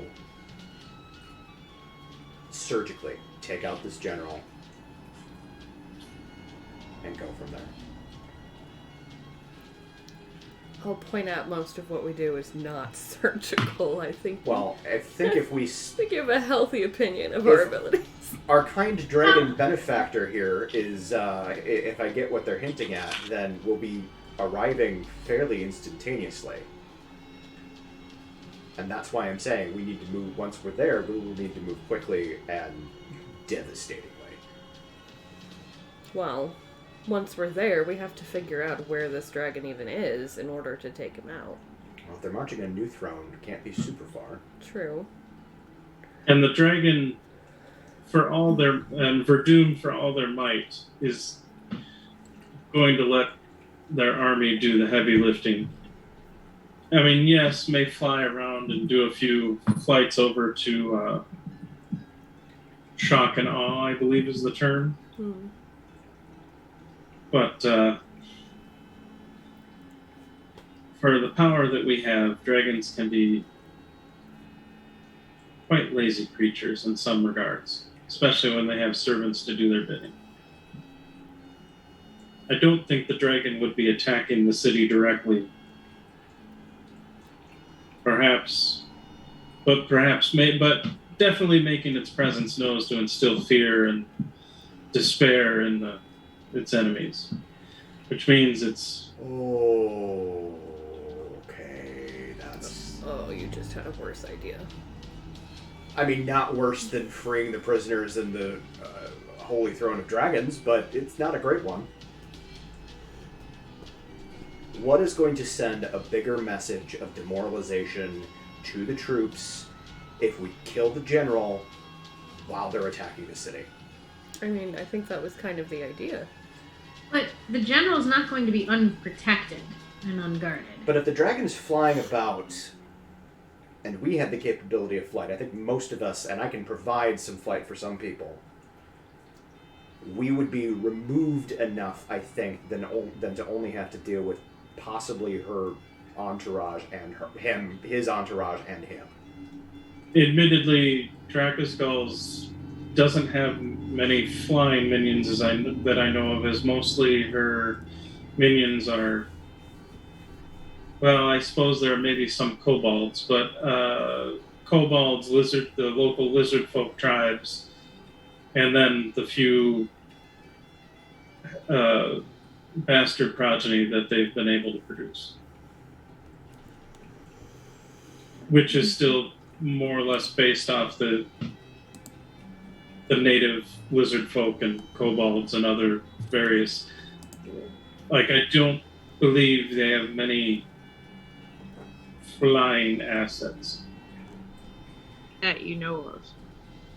that I know of. Well, right, but we're not going to know every single piece of information about everything. There's just no way. But yes, I imagine if you were to take the fight in the air, while dragons are formidable, If the that general would isolate them a bit. Is this a suicide mission? Absolutely. No. I think it's less of a suicide mission than my other idea. I mean, I can't imagine it's going to be an easy fight, and as far as I know, the prophecies don't necessarily make mention one way or the other that all the children of Calamity would survive. But they do say that you'll defeat her. You said you have the capability of getting us there rather promptly. Do you have the capability of getting us back if we were to send you a message?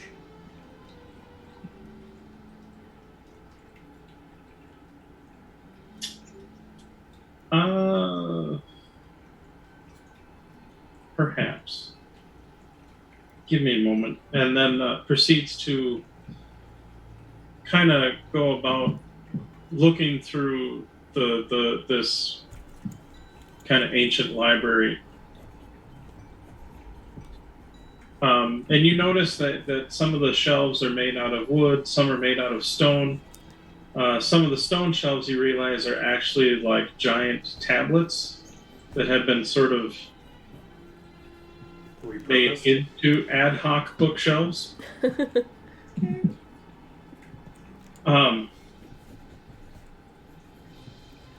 But after a few moments, comes back and I do not.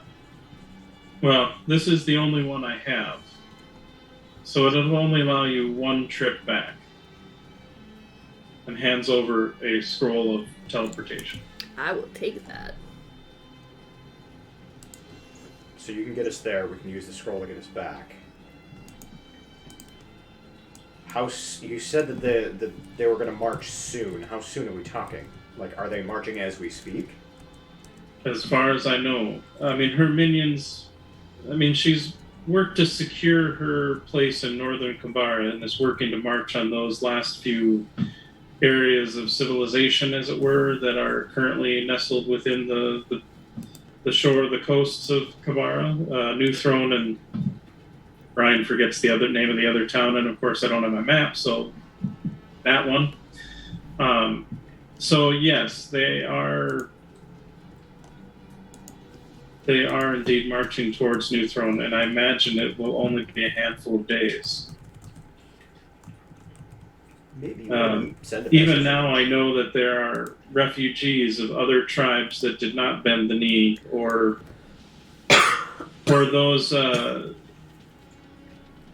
Dragonborn that are not of the right, shall we say, ethnic background that is approved by Drakaskull and her minions, and so have found refuge in New Throne to get away from the Cullings. So there are people there that are admittedly willing to fight. And there may even be a few ships that might be trying, sailing vessels that may even try to get refugees out of the area, although from the sounds of it, none of the elemental vessels that have been used to expedite such things will be available, and I imagine regular sailing vessels will be easy prey for a dragon. Convenient timing, that. A question about the scroll.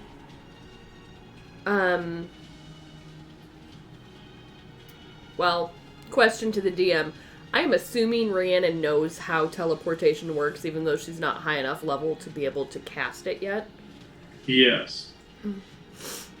Yeah, you know the basic arcane precepts. You know do I know I need to, like, familiarity with a place will mess with my ability to get us back?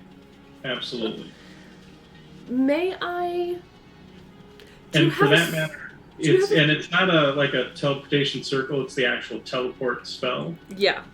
So you can go potentially anywhere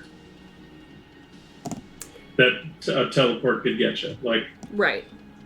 Any place familiar. So it wouldn't necessarily have to be here. It could be back to Sharn, or it could be even back to Zaya, for that matter. Oh yeah. Okay. Or places in Stormreach. Like it doesn't. Okay. And I'll just turn back to him. In case we need to come back here, may I take something with me to act as an anchor point?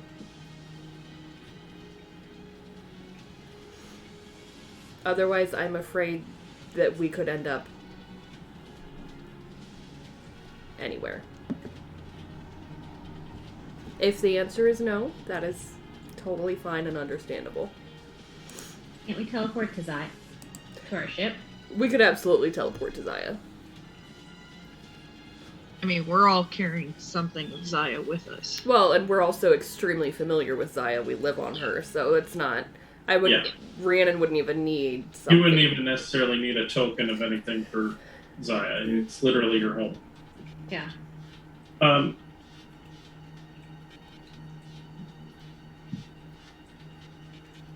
Very well.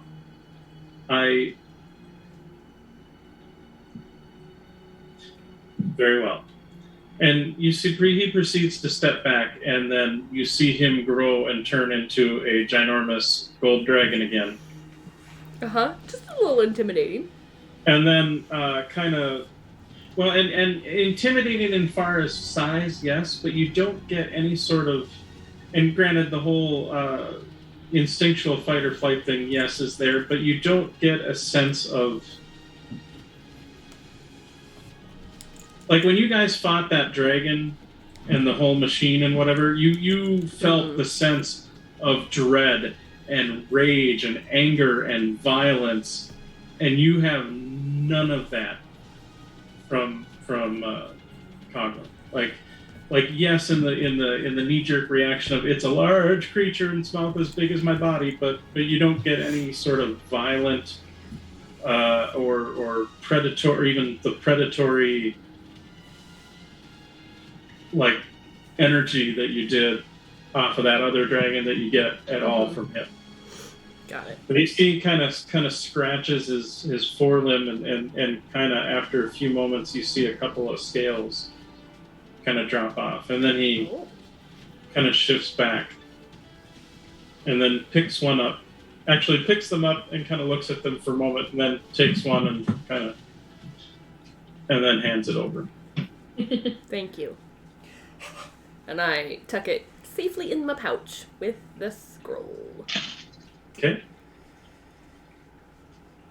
I think we need to send Zaya on her way.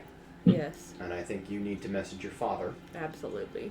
and tell him to get the fuck out of Dodge, if you can. Well, I was going to say get the defenses going. Either one. 'Cause Yes, and Or maybe get the defenses going and then get the fuck out of Dodge?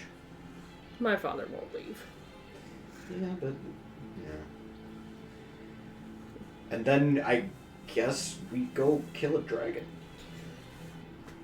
Cool! Gavin does not look at all green around the gills about that prospect. Well, we're more prepared than we were a day ago.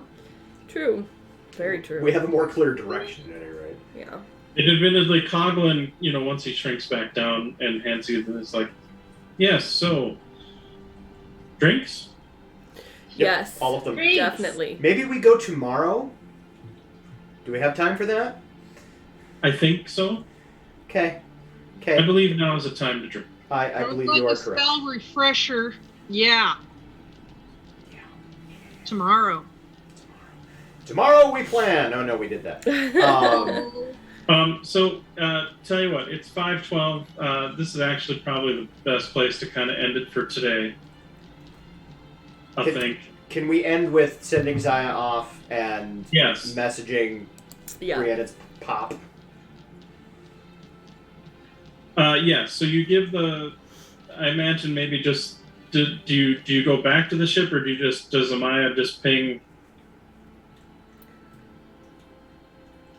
her to let her know to well- leave? Or We went to dinner. We don't have our gear. Yeah, we don't have all our stuff, so. Yeah, well, We're dressed to impress.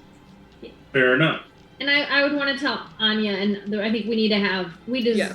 everyone else on board deserves a face-to-face kind of. Okay. yeah, I think we need to discuss telling the people that we have on our ship about Zaya, since And they're going to be on Potential her for a danger while. that Zaya is going to be in. Yeah, if they're gonna die on the ship, they should know why. I know Well, also- then Coughlin suggests grab a few bottles, and then everybody hold hands, and he'll teleport you onto Zaya. Cool. Oh, that's so Mind nice. if I do? And I just do it. Is that gonna fuck us over with the dockmaster person? Good question. I was just wondering. I mean, yeah. I mean, I'll run down and smooth it over. Just go report back in. Hey, we're back. We took dimensional travel. Just letting you know. Yeah, we're I'm all pretty here. sure they're going to want to see all of us. And instead of admittedly, just- when you port in, there are a couple of different soldiers that draw weapons and like, hey! But then they Hi, see just who you us. are and they're like, Yes. We live here. We live here. right, very well. You may want to The bagpipe. and they recognize you. It's not They saw us get all they just gussied didn't up. expect you to teleport back. I mean, And then I'm they're like, on an intro music, so you hear the jingle, you'll know. and you notice they don't mention or even look at Coughlin, and when you actually kind of look, you see he's actually not there. Where he's invisible. Or he just didn't come. We'll find out later. Rest of party. I was thinking about giving Nikali access to whatever's left in the party fund. Yeah. Yeah. I thought Nikali already had access to it. Wasn't he on our list? Yeah. With Haskandarik? Yeah. Well, basically give him, leave it on the ship, give him dispensation to spend it as he thinks is necessary.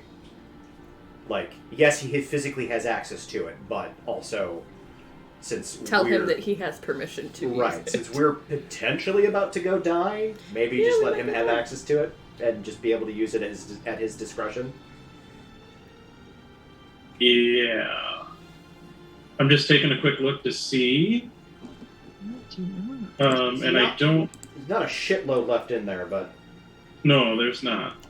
No, there's less than 700 gold pieces. It's fine. 700 gold pieces is not it's a large sum. It's a huge amount of money if you're not necessarily buying,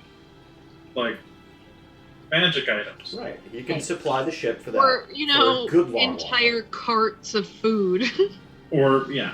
Well, and without any of us on the ship, the good berries that get grown will go a lot further. while. It will. I mean, it won't completely. There's still enough people on the ship where you're still gonna have to use some rations, but it's gonna eat. It's gonna give them more time to. Yeah. It'll be like single digits of rations needed per day rather than double digits. Right. So I will say you do get things sorted with the guard and the dockmaster.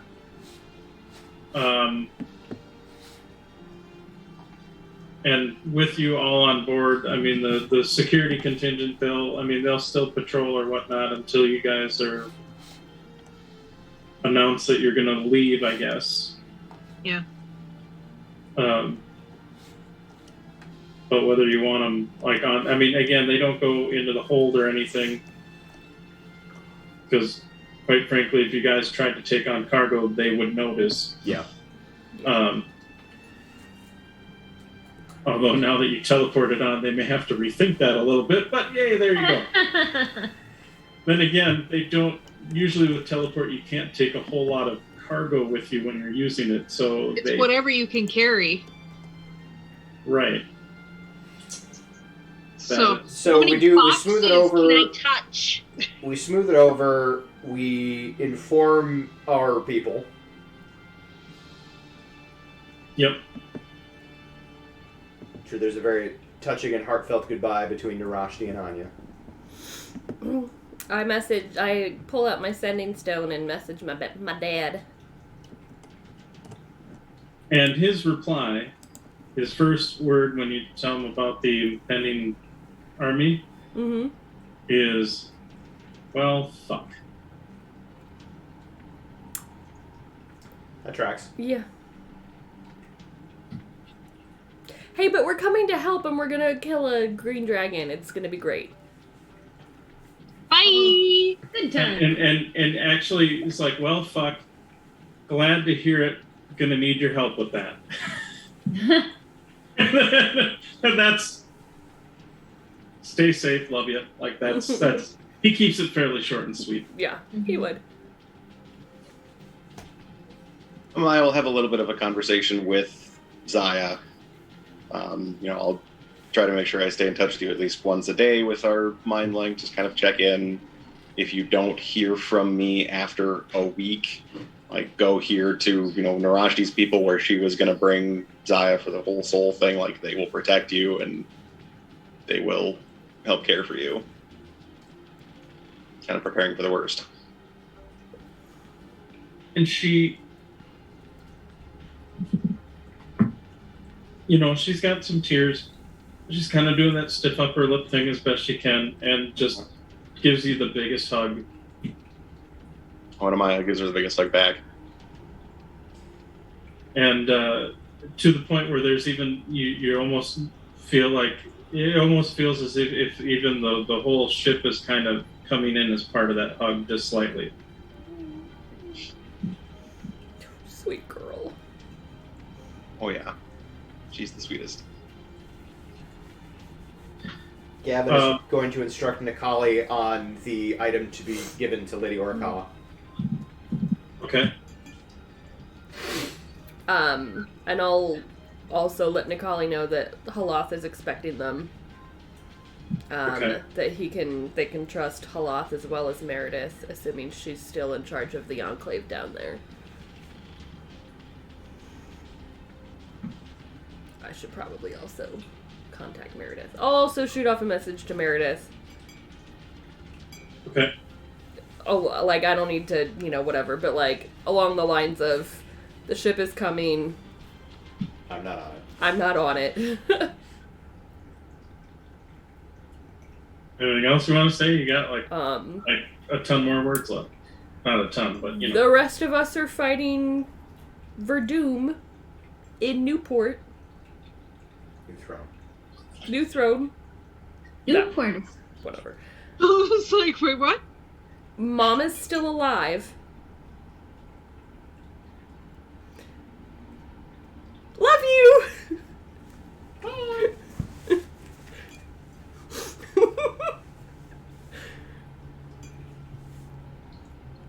Buried the lead.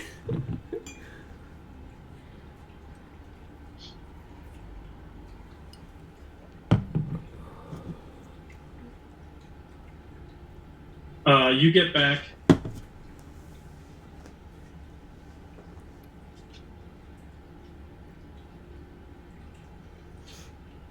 I mean, there's a bit of a pause. Uh-huh. It's like TV static. Stonekeeper and Stone Guy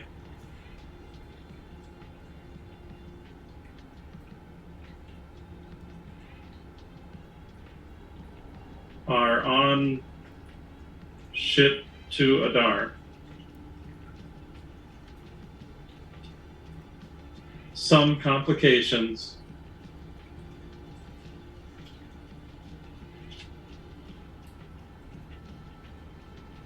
We'll tell you more about it later. And that's all you get. Narashti? Yes. The Stonekeeper and Stone Guy are on a ship to Adar. Apparently there were some complications in Stormreach. Oh, Yup. can we do that next? Assuming we all survive this. Assuming we all survive this, I think that's a fair request, Yeah, yeah. I think we're gonna go kill a green dragon and then we'll go save your buddy. Right. You know. Stonekeeper. Maybe you should, have you spoken to your Stonekeeper recently? Maybe I should check in. Always check in with your Stonekeeper. Always Wait, check I thought he in. didn't have the stone anymore. Yeah. No, he hasn't. Does Are he? you kidding me? You gave him that I'm fucking sorry, I title. thought he gave it to... Okay. He's gonna protect that thing for his You all gave his him, like, a life. charge. He was taking it real His serious. his son's is gonna I'm be. sorry, I've neglected my duties. Something about my girlfriend trying to kill me. This is gonna be some weird cult religion that gets developed around this fucking God. stone. I love, and then someday, like a clasher, I'll be in here and like, that's just a message. Yeah. These are dumb. So do you try to mind link with the Stonekeeper with your stone? I will say, Keeper, what is our status? Oh my! Oh! Probably. Callan! The voice! The voice is in the stone! Oh, hold on. Hold, please. Callan would like to talk to you. Callan Kosh? And after a pause, you hear kind of the familiar voice of one of your mentors, like, Narashti. You're alive. Yeah. Stormreach chewed me up and spat me out, but I'm still here. I didn't think you were alive, or I didn't think you were you, if you were alive. Well, the Inspired had agents in Stormreach. They caught me. I didn't want to lead them back to you, so unfortunately, they caught me when you paged me with the stone, so I had to get rid of it. But Martin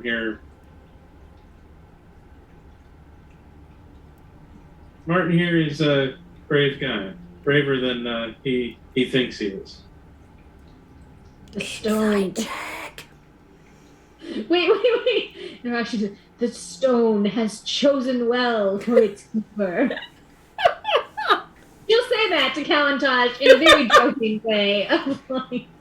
And she'll see how he responds, and then we'll do an insight check. Okay, go ahead, and you do kind of hear a little bit of mental laughter. Yeah. Go ahead and make your insight check. 24. Jesus. And he does laugh, and it's you get the sense that he hasn't laughed for a few days, for quite a bit of time. And granted, when he's usually on mission, he's fairly stoic anyway, because distractions get you killed. That's like one of the first things they teach you. Yes. But he was also your mentor, so you've been with him for a while. You know when he's holding something back, and you get that sense now.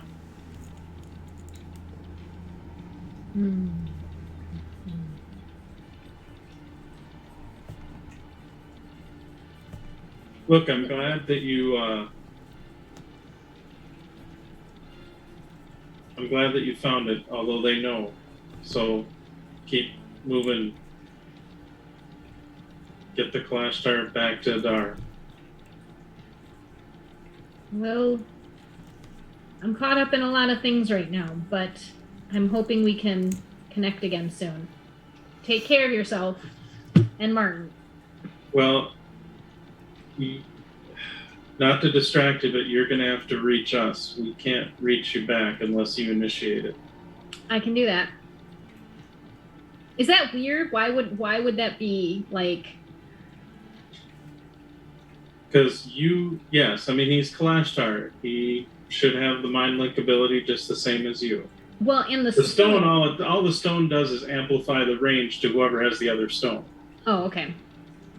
But he should be able. But he should 100% be able to do it, right? Yeah.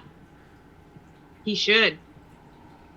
Yeah, I'm not going to ask any questions right now, though. I'm just going to kind of let it go, and I'm going to talk to Amaya about it, because I have given away too many things before, not meaning to, and this is too touchy.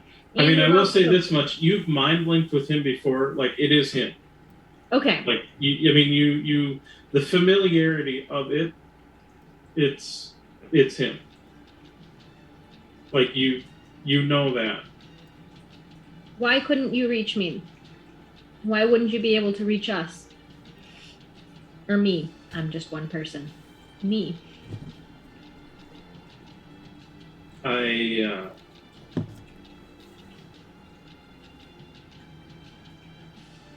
Once the Inspired found out that I did not have the Kalashtar spirit with me, that it was with you, then I was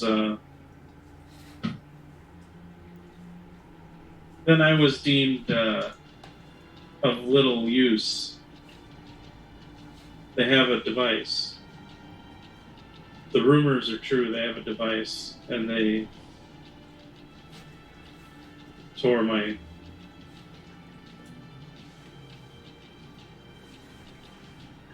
Kalashtar spirit from.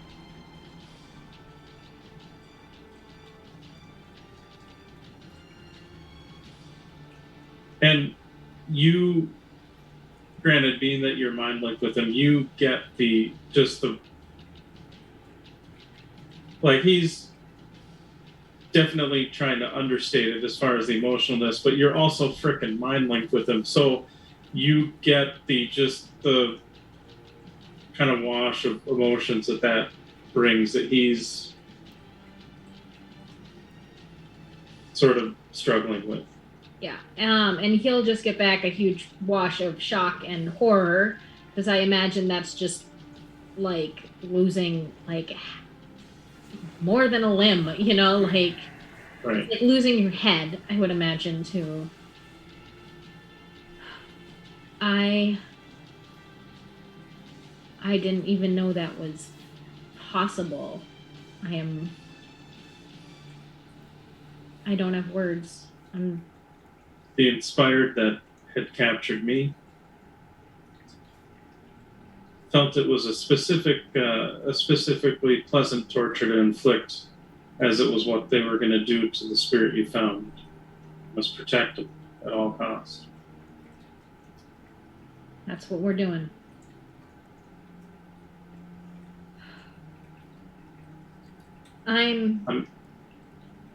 We're on our way back. to Adar. Martin here, Stonekeeper, has decided to come with me. I'm glad. He seems like an alright guy. He's got potential. Like I said, I'm caught up in some things now, but I will check in. I will contact you in the next few days. If you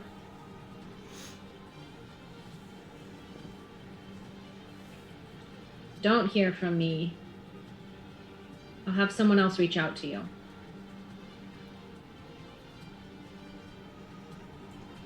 Okay. Until then, take care.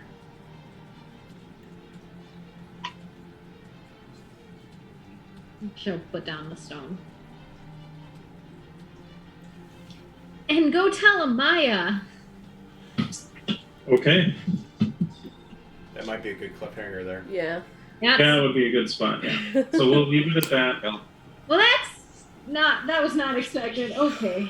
So does anybody else kind of want to play the game of Martin and the decalashtarred monk Yeah. and their adventures from Stormreach to Adar? Because that would be fucking neat.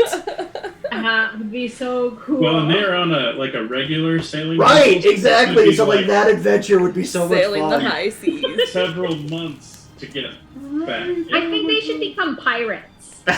Or captured by pirates and then Yeah. have to join. Yeah, but then like eventually like become, like a dread pirate Roberts. Yes, I'm here for that. Situation here. So yeah, so we'll hang it up there for now. We will be back in 2 weeks. Yes. Yes, we are Yes. back in 2 weeks. Fortunately, the gaming schedule falls perfectly in between Gen Con, so... Excellent. So that'll be the 12th Yes. of September. Correct.